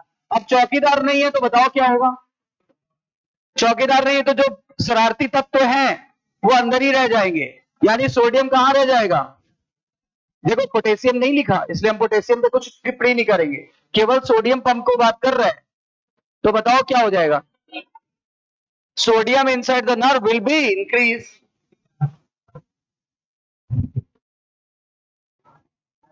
ये बताओ अभी अभी तुरंत फिगर। हाँ, प्यास को, तापमान को, भूख को नियंत्रित कौन करता है? हाइपोथैलेमस। आप कहीं से भी क्वेश्चन करो, ये मेरा दावा है, अगर आपने नोट्स ढंग से पढ़े हैं, कहीं से भी क्वेश्चन करो सॉल्व होगा, ऑल ओवर इंडिया की कोई बुक सॉल्व करो। परंतु सिलेबस में होना चाहिए। सिलेबस से बियॉन्ड वाली बुकें भी है मार्केट में, वो करोगे तो फिर सॉल्व नहीं होगा। हाँ, लेकिन आजकल एक प्लस पॉइंट ये है कि जितनी बुक्स आ रही हैं सब एनसीईआरटी बेस्ड ही होके आ रही है। ठीक है। Following does not participate the formation of brain stem. MPM involve होगा सर, एम भी है, पी भी है, एम भी है, सेरिबेलम नहीं होगा। बोलो क्लियर है? अभी कराए ना, आखिरी पॉइंट कराए ना, फार्मूला भी बताया था एमपीएम। देखो तुरंत क्वेश्चन देखो सॉल्व हो रहा है। लिम्बिक सिस्टम देखते ही बता दिया, क्यों? एलसीडी हॉल, आंसर आ जाएगा ऑल ऑफ दीज। बोलो क्लियर है? इसमें से बताओ आलमंड शेप कौन सा था? हाँ, एमाइक डाला। अब ये थोड़ा सा देखो, आपको लगेगा थोड़ा सा ये सर आपने पढ़ाया नहीं। Controlling centre of autonomous nervous system. Autonomous nervous system किससे संबंधित होता है? हाइपोथैलेमस से। नहीं, हाइपोथैलेमस से। ऑटोनॉमस नर्वस सिस्टम में हाइपोथैलेमस और मेडुला इन्वॉल्व होता है। हाइपोथैलेमस और मेडुला इन्वॉल्व होता है, तो यहाँ मेडुला है नहीं, हाइपोथैलेमस कर दो भाई। हाइपोथैलेमस भूख अपने आप लगती है, ठीक है ना, प्यास अपने आप लगती है, सोच के तो लगती नहीं है। Part of brain responsible for heating. अरे हीटिंग कह दिया, यानी थर्मो रेगुलेशन कह दिया। थर्मो रेगुलेशन मतलब क्या? हाइपोथैलेमस। देखो थोड़ा घुमा के क्वेश्चन बनाया गया है। हीटिंग, अरे मतलब कूल, हीट, टेम्परेचर से संबंधित है कि नहीं है? तो थर्मो रेगुलेशन कौन करता है? अरे हीटिंग का मतलब गर्मी के समय कौन सक्रिय हो जाएगा? हाइपोथैलेमस। सर्दी के समय कौन सक्रिय हो जाएगा? राइट, यही पूछना चाह रहा है, बस क्वेश्चन घुमाया गया है। ये देखो, ये कर लोगे, इसी साल आया था। Corpus callosum connect to cerebellar की सेरिब्रम, सेरिब्रल हेमिस्फीयर, पहला option. Hunger and thirst are controlled by hypothalamus. Which of following part of hindbrain group of function was regulated?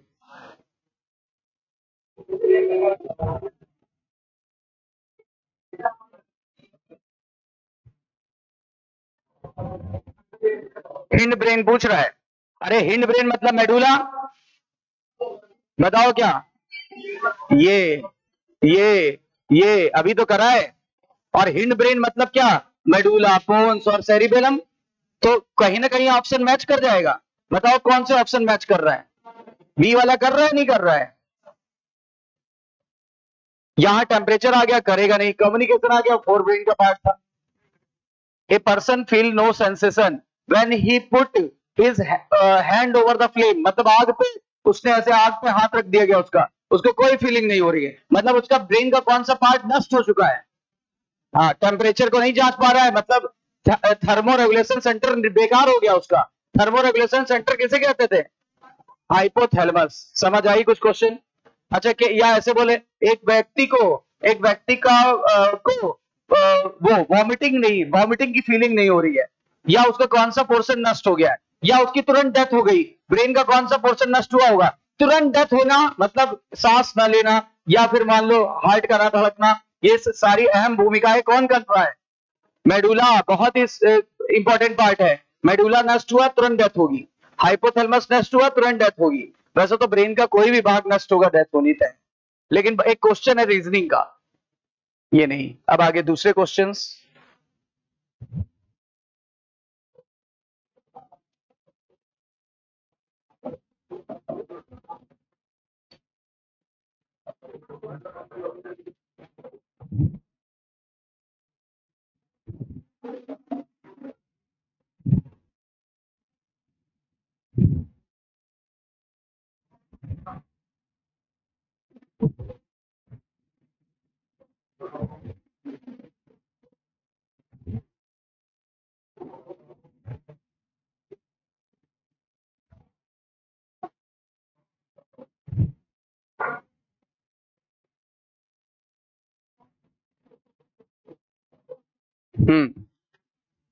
Human brain के पास 3 पार्ट हैं, फोर ब्रेन, मिड ब्रेन और hind brain. Correct option बताइए और केवल only correct चुनने हैं, incorrect को हटा देना है। जरा देखिए, cerebral cortex contain motor, sensory and large association area. बताओ, कल का लेक्चर भाई 3 एरिया था कॉर्टेक्स में, सैम, सेंसरी, एसोसिएशन और मोटर। क्या गलत कह रहा है? सही कह रहा है। एसोसिएशन एरिया ना तो क्लियरली सेंसरी था ना क्लियरली मोटर था, लेकिन it related with the complex function like intersensory association, memory and communication. सही है। कहां पे लिखा है? कहां पे क्या लिखा है गलत? हाँ क्लियरली लिख दिया, नॉट होना चाहिए, तो गलत हो गया। ये वाला एक गलत हो गया, मतलब सावधानी हटी, दुर्घटना घटी। Thalamus is major coordinating centre for sensory and motor signalling. सही है, कल पढ़ा था और आज बताया भी था। The hypothalamus contain a number of centre that control body temperature, और जो फीटिंग एंड ड्रिंकिंग, यानी खाने का केंद्र और प्यास का केंद्र है, ठीक है ना, तो ये सही है। The inner part of cerebral hemisphere, amygdala, hippocampus etcetera form a complex structure called limbic lobe. Limbic lobe को लिम्बिक सिस्टम भी कहते हैं और आज ही पढ़ा है अभी, तो यानी ये 100% सही है।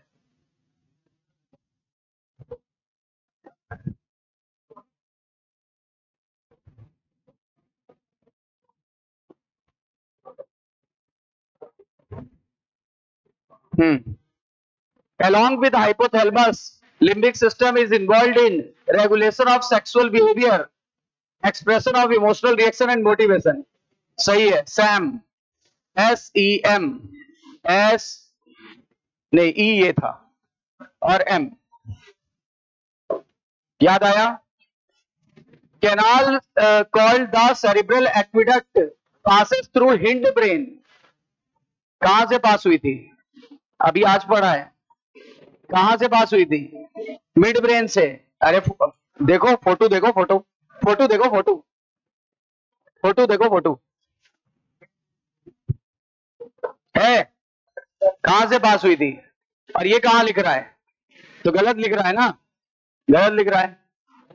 फिर बताइए, मेडुला कंटेन सेंटर जो कंट्रोल करेगा रेस्पिरेशन को, कार्डियोवैस्कुलर रिफ्लेक्स को और गैस्ट्रिक सिक्रीशन को। सही बात है ये। अब एक बार देख लो कितने टोटल हुए, एक सही और 2 सही। जो गलत हो रहा है वो नोट करिएगा जरा। 7 गलत हुआ अभी तक।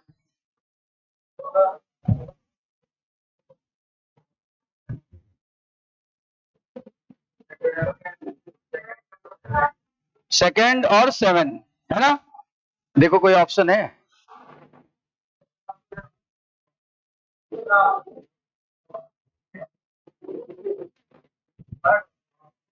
थर्ड हो जाए, सेकंड और 7। हाँ ये वाला हो जाएगा।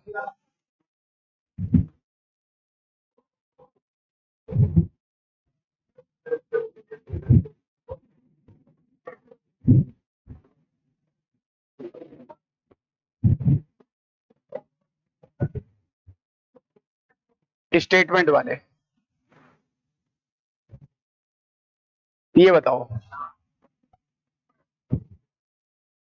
माइलिनेटेड नर्व कहां पे लिखा है? माइलिनेटेड नर्व पाई जाती है स्पाइनल और क्रेनियल नर्व्स में। सही है, फार्मूला याद है, MSc. MSc myelinated nerve fibre spinal और क्रेनियल नर्व में पाई जाती है, स्पाइनल एंड क्रेनियल नर्व में पाई जाती है। सही है ना। फिर आगे स्टेटमेंट सेकंड, अनमाइलिनेटेड जो होती है वो पाई जाती है ऑटोनॉमस और सोमैटिक में, ये भी सही है। यानी statement one as well as statement second both are correct. देखो अब आप क्वेश्चन कर पा रहे हो। ये देखो, ये बताओ, sodium potassium pump transport the 2 sodium ion for the 3 potassium ion inside the cell. गलत है, 3 सोडियम को बाहर 2 पोटेशियम को अंदर, तो यहां पे डाटा ही गलत कर दिया, ये हो गया रॉन्ग। स्टेटमेंट वन गलत है। Electrical potential difference across the resting membrane potential, एक तरफ कह रहा है रेस्टिंग और एक तरफ कह रहा है एक्शन, हो ही नहीं सकता। रेस्टिंग के समय रेस्टिंग पोटेंशियल और एक्शन के समय एक्शन पोटेंशियल, तो गलत हो गया। मतलब S1 S2 दोनों गलत है। आगे 17 नंबर बताइए जल्दी से। Impulse transmission across the electrical synapse is always faster than the chemical। पहला तो सही है, दूसरा देखते हैं, electrical synapse are more common, गलत। रेयर होता है, रेयर रेयर अभी करा है, तो ये गलत हो गया। S1 सही है, S2 गलत है।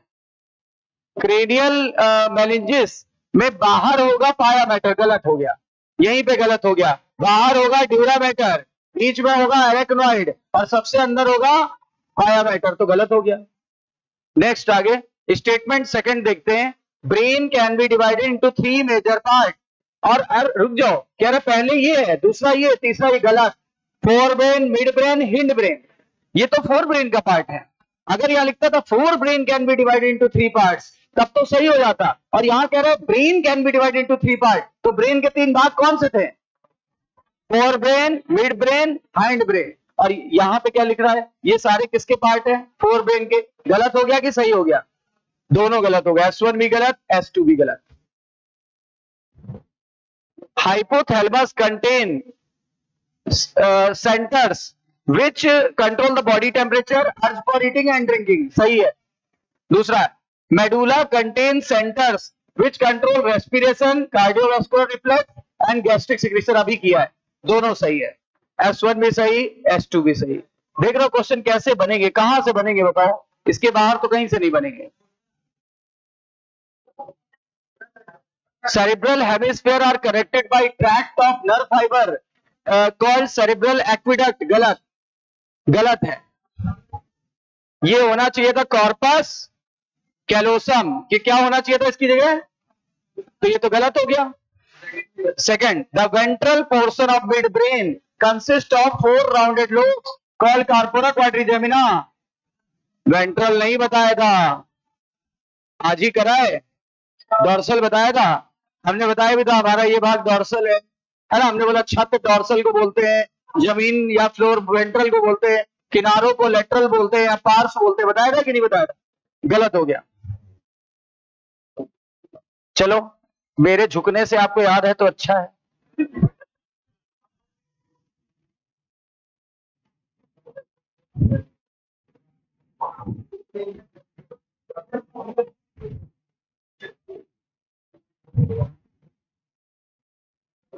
चलिए नेक्स्ट, ये वाला AR टाइप।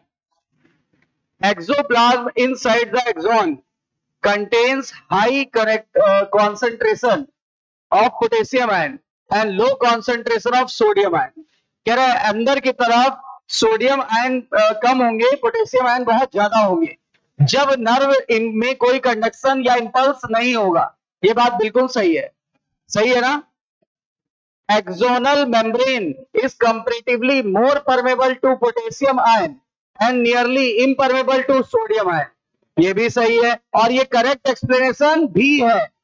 इसी कारण तो ये हो रहा था ना, इसी कारण तो ये हो रहा था ना। ऐसे पढ़ा करो, ऐसा इसलिए हुआ क्योंकि, बिकॉज, क्योंकि, बिकॉज लगा दिया करो। बिकॉज लगा के अगर आपको लगता है कि ये इससे कनेक्ट हो रहा है तो सही है, नहीं तो गलत हो जाएगा, ठीक है ना। यानी ये असर्जन भी सही, रीजन भी सही और एक्सप्लेन कर रहा है। अगला आप जवाब दोगे। कह रहा है जो आयंस थे वो जो गलत जगह चले गए थे उनको मेंटेन करता है चौकीदार। क्या कहते हो? सही है ना? एक्टिवली मेंटेन करता है कि पैसिवली? एक्टिवली मेंटेन करता है। और कितने चौकीदार कितने सोडियम को लेके जाता है? 3। किधर लेके जाता है? कितने पोटेशियम को ले आता है? कहां लाता है? और ये बात साबित हो रही एक दूसरे से, यानी ये और ये एक्सप्लेन हो रहा है। ऐसा इसलिए हुआ क्योंकि इसने ऐसे काम किया, ऐसा इसलिए हुआ क्योंकि इसने ऐसे काम किया। सही काम किया ना? तो आंसर है ये भी सही है, ये भी सही, और एक्सप्लेन कर रहा है। एक्सप्लेन्ड, ई मतलब एक्सप्लेन्ड, ऊपर वाला भी एक्सप्लेन्ड था। नेक्स्ट आगे, पीएनएस में वो सारी नर्व आएंगी जो सीएनएस से निकलेंगी। कह रहा पीएनएस बना होता है उन सभी नर्व से शरीर की जो कि सीएनएस से संबंधित होती है। सही है। यहां से निकलेगी क्रेनियल नर्व, यहां से निकलेगी स्पाइनल नर्व, और टोटल हमारा बॉडी का पीएनएस तैयार हो जाएगा। यानी ये तो सर सही है। चलो सही है तो टिक कर लेते हैं। अगला देखते reason. PNS is classified into sympathetic and neural system, sympathetic neural system and parasympathetic। बताओ। गलत है भैया, PNS not PNS, autonomous nervous system के भाग थे। चेक करो, चेक करिए, चेक करिए।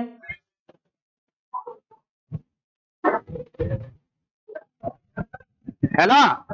यही है, सावधानी हटी घटी, हमेशा कहते हैं सावधानी हटी दुर्घटना घटी। तो असर्जन सही है, रीजन गलत। असर्जन सही है, रीजन गलत। अब देखो next, ANS is divided into somatic and autonomous nervous system।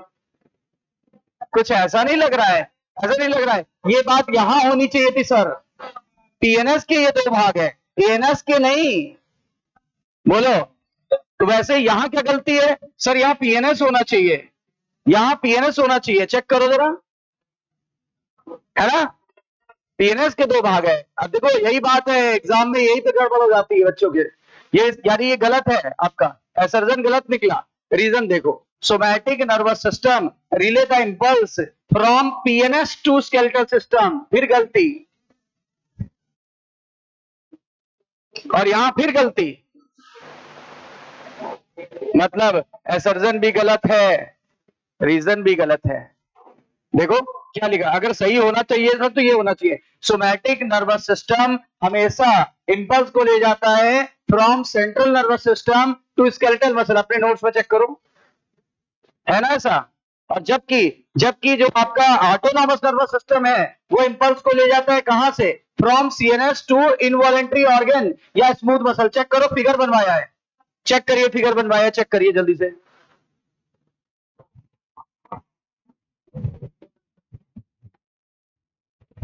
है ऐसा? है ना? सीएनएस से ले जा रहा है ना? फिर और यहां क्या लिखा हुआ है आपके? पीएनएस गलत हो गया, मतलब असर्जन भी गलत है, रीजन भी गलत है, मतलब गलत ही गलत है, दोनों ही गलत है, असर्जन भी गलत, रीजन भी गलत। हाइपो, ये आप बताओगे। चलो अभी अभी लेटेस्ट किया है, ताजा ताजा।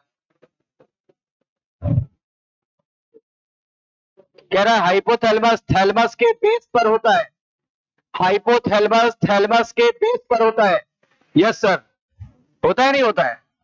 होता तो है। अरे हाइपो मतलब नीचे, थैलेमस मतलब थैलेमस, तो थैलेमस के बेस पर है, तभी तो नाम दिया हाइपोथैलेमस। हाँ या ना? और थैलेमस के ऊपर क्या था? एपिथैलेमस। थैलेमस के नीचे क्या था? तो सही तो है, बेस का मतलब नीचे, बेस का मतलब नीचे। जैसे मेरे नीचे भी बेस है जिसपे मैं चल रहा हूं। बोलिए नेक्स्ट, आपके नीचे भी बेस है जिसपे तशरीफ रखे हो, तशरीफ, ये है तशरीफ, ऐसे रखे हो बेस पे, है ना? उर्दू भाषा में कहा जाता है बड़े अदब से, आइए तशरीफ रखिए। हिंदी में गलत अर्थ निकल जाएगा। आइए पिछवाड़ा रखिए, बहुत बुरा मान जाएंगे लोग। उर्दू बड़ी मीठी लैंग्वेज है, तो उसमें वो बोला जाता है आइए तशरीफ फरमाइए।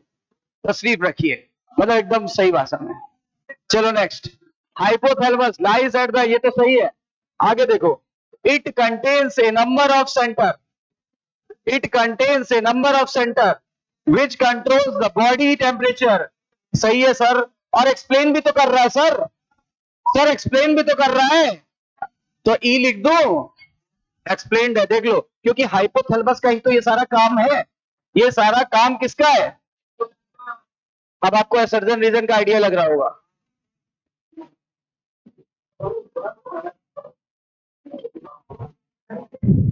बताओ, ये वाला बताओ।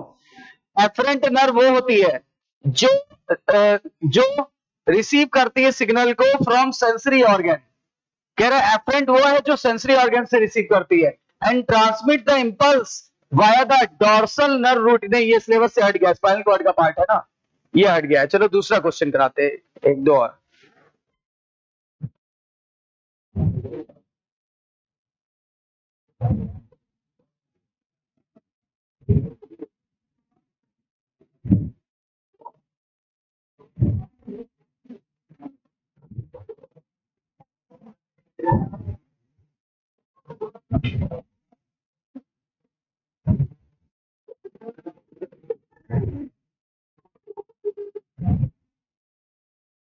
ट्रू फॉल्स बताते चलना है, ट्रू फॉल्स बताते चलना है। बस 2-3 क्वेश्चन और कराऊंगा, बस 5 मिनट आपका।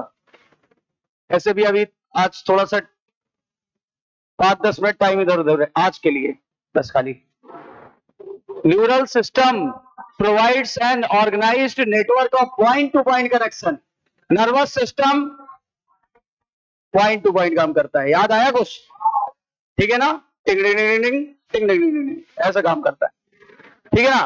तो नर्वस सिस्टम ऑर्गेनाइज्ड नेटवर्क में काम करता है, पॉइंट टू पॉइंट काम करता है। सही है सर, क्विक काम करता है, बिल्कुल सही बात है। Endocrine system provides chemical integration through the hormone. सही है, बिल्कुल सही है, ट्रू ट्रू है, ट्रू ट्रू ट्रू ट्रू। आगे, पीएनएस में ब्रेन और स्पाइनल कॉर्ड आएगा। इतना साफ झूठ बोल रहा है, इतना साफ बोल रहा है, नन्हे मुन्ने बच्चों को कंफ्यूज कर रहा है। क्या होना चाहिए? सीएनएस। तो क्या लिखे? हाँ, झूठा कहीं का। आगे, the afferent nerve transmit the impulse from tissue to CNS. Sir फिर गलत बोल दिया इसने, झूठ बोल दिया। एफरेंट वो होती है जो ब्रेन तक जाती है, इफरेंट वो होती है जो ब्रेन से दूर लाती है। क्या कह रहा है? इफरेंट नर्व वो होती है जो ब्रेन तक ले जाएगी। गलत, साफ झूठ, मतलब सुबह सुबह झूठ, मतलब फॉल्स। चलो, ये PNS is divided into 2 division, somatic और ऑटोनॉमस नर्वस सिस्टम। सही है, सही है, सही है, अभी करके आए। ये है ट्रू, इसने सुबह सुबह सच बोला। ऑटोनॉमस नर्वस सिस्टम को हम सिंपैथेटिक और पैरासिम्पैथेटिक में डिवाइड कर सकते हैं। बिल्कुल सही है, बिल्कुल सही है ना, ट्रू। लगाओ T. Axon of neuron contain granular body called Nissl's granule. सही है कि गलत है? निसल्स ग्रैन्यूल कहां पाया गया था, जरा चेक करो। पाया गया था डेंड्राइट्स और साइटोन में, ना कि एक्सॉन में। देखो गलत निकला कि सही निकला? एफ लिख दें कि टी लिख दें? झूठा कहीं का। आगे, bipolar type of neurons are present in retina and contain 1 axon and 1 dendrites. सही है, अगर डेंड्राइट्स नहीं होता है तो यूनिपोलर, डेंड्राइट्स 1 हो तो बाइपोलर, डेंड्राइट्स 2 या 2 से ज्यादा हो तो मल्टीपोलर। बोलो क्लियर? क्लियर है ना? क्या करें? ट्रू ट्रू ट्रू ट्रू, सही बात। आगे, unmyelinated nerve fiber is enclosed by Schwann cell that does not form a myelin sheath around the axon. Unmyelinated मतलब myelin sheath नहीं बन रही है, मतलब ये सही बोल रहा है। The gap between the two adjacent myelin sheath, ये कहने की कोशिश कर रहा है। ये कह रहा है यहाँ पे माइलिन है, यहाँ माइलिन है, और जहां जहां माइलिन है वहां वहां गैप को बोलते हैं नोड ऑफ रेनवियर। तो कह रहे हैं जहां जहां पे वो है उसको नोड ऑफ रणवीर कहेंगे, गैप को नोड ऑफ रणवीर बोलेंगे, ठीक है ना। रणवीर तो यहाँ, आलिया कहां गई? चलो आगे। नहीं हॉस्पिटल में क्यों है, हो गया है जो होना था। At resting state axonal membrane comparatively more permeable to sodium. Sir ये तो साफ झूठ बोल रहा है। More permeable to potassium and nearly impermeable to sodium. बताओ हाँ या ना, पक्का कि कच्चा? हाँ पक्का। यानी ये क्या लिखे, एफ, एफ लिखो। सर ये तो साफ झूठ बोल दिया। आउट में 1 2 3 है, यहाँ 2 है, इनमें 1 2 है, यहाँ 3 है। आपने बताया था, अब ऐसे थोड़ा ना डाइवर्ट होने वाले हैं। चलो यानी क्या, फॉल्स है। ये बताओ, रेस्टिंग के समय रेस्टिंग पोटेंशियल आएगा, रेस्टिंग के समय रेस्टिंग पोटेंशियल, और स्टिमुलस के समय एक्शन पोटेंशियल। सर ये ट्रू है। अब जैसा भी है हम लोग छांट लेंगे, हम लोग छांट लेंगे जैसा भी है। लाओ अच्छा देख ही लेते हैं, आपकी श्रद्धा, जब आप नहीं मान रहे हो तो आपकी श्रद्धा देख ही ले देते हैं। पहला है true false false, true true false, कौन सा? True false false true true false. हाँ थर्ड निकल रहा है। चलो आओ, ये थे बड़े बड़े क्वेश्चन ताकि कॉन्फिडेंस बूस्टअप हो जाए। बाहुबली। अब कटप्पा टाइप कराएंगे किसी दिन, कटप्पा टाइप। ये कौन से थे? सवाल नहीं बवाल है रे बाबा। बाहुबली, उड़ी बाबा। चलो करेक्ट, आओ करेक्ट देखें। इस टाइप के कर लो, सारा क्वेश्चन एक साथ solve. Electrical potential difference across the plasma membrane at depolarised state is called as action potential which is also termed as nerve impulse. अरे सर बिल्कुल सही है, एक्शन हो रहा है तो ये लो रिएक्शन भी लो, यानी करेक्ट है, करेक्ट है, करेक्ट करेक्ट है तो टिक कर देते। कह रहा है synapse is formed by the membrane of presynaptic and postsynaptic which may or may not be separated by gap called synaptic cleft। सही है, गैप बहुत कम होगा तो उन्होंने मान लिया नहीं है, और गैप बहुत ज्यादा होगा तो मान लिया है। ये बिल्कुल सही है, एनसीईआरटी की लाइन है, जाके एक बार पढ़िएगा, मैंने भी लिखाया है। ठीक है ना, आगे देखिए। impulse transmission across the electrical synapse is always faster than the chemical। सही है सर, ये सही है, यानी ये तो बिल्कुल करेक्ट है। आओ, electrical synapse commonly found in our system. Sir rarely था, रेयरली था, रेयरली यानी ये गलत है। आगे देखो, एक्सॉन के टर्मिनल में वेसिकल्स होते हैं जिनमें न्यूरोट्रांसमीटर भरा होता है। ये सही है। कह रहा ब्रेन के चारों तरफ कवरिंग को क्रेनियल मेनिंजेस कहते हैं, और ये अंदर की तरफ ड्यूरा मैटर की बनी होती है। गलत हो गया यहीं पे, अंदर की तरफ पाया मैटर, उसके बाहर एरेक्नोइड, सबसे बाहर कल ही तो अभी बनाया था। ठीक है, तो ये गलत है सर, ये वाला। Deep cleft divide the cerebrum transversely into half which are termed as left and right cerebral hemisphere। हाँ ये सही है, ट्रांसवर्सली। हाँ बहुत सही। ऐसे ऐसे बताया, ऐसे ऐसे मांग भरो तो ऐसे कर दे रहे हो। बताया भी था, इशारा किया था, हमारी मांगे पूरी करो, लाओ। तो ये देखो क्या होना चाहिए यहाँ पे, यहाँ क्या होना चाहिए था, ट्रांसवर्स की लॉन्गिट्यूडनल। इशारा भी किया था, नहीं तो लेकिन ऐसे करोगे, ऐसे करना है लाइफ में। देखो गलत हो गया, ट्रांसवर्स रॉन्ग हो गया। The two cerebral hemisphere connected by the tract of nerve fiber। सही है sir.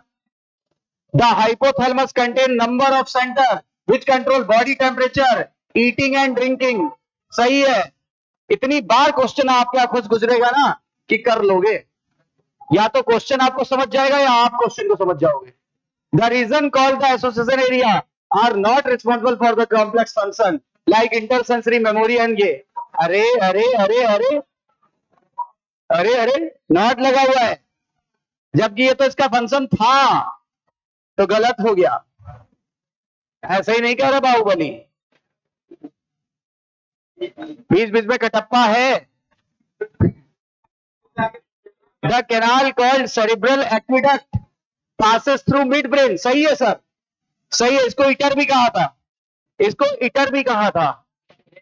The ventral portion of the mid brain consist of mainly 4 lobes called corpora quadrigemina. फिर से गलत, फिर से गलत, फिर से वह गलत, है ना। अब चूज करो, अब चूज करो, चूज करो, चूज बताओ। एक चौथा, एक छठवा, 4 6 7, 4 6 7 10, 4 6 7 10 12। कौन सा? हाँ चलो, ये लास्ट और करते हैं, तो एक बार और थोड़ा कॉन्फिडेंस बूस्ट हो जाएगा। इनकरेक्ट स्टेटमेंट चूज करना है, अब की बार चूज करना है इनकरेक्ट स्टेटमेंट। चलो, the part of hind brain that contains centre for control respiration, cardiovascular reflex and in medulla. सही है, सही है, सही है, क्योंकि मेडुला लिख दिया उसने लास्ट में। आवर पेयर्ड आईज, नहीं ये नहीं चाहिए, ये वाला नहीं चाहिए हमको, ये हट गया है, छोड़ दो। नहीं ये सब हट गया है, आईज है कहाँ, आई चली गई है, आई चली गई है, तो यही छोड़ देते हैं। तो हुआ कुछ कॉन्फिडेंस बूस्टर। और ये सीट करके लाना, और ये सीट करके लाइएगा, ठीक है ना। और जो ना है पूछिए, जब तक प्रैक्टिस नहीं करेंगे ना तब तक कोई फायदा नहीं होगा।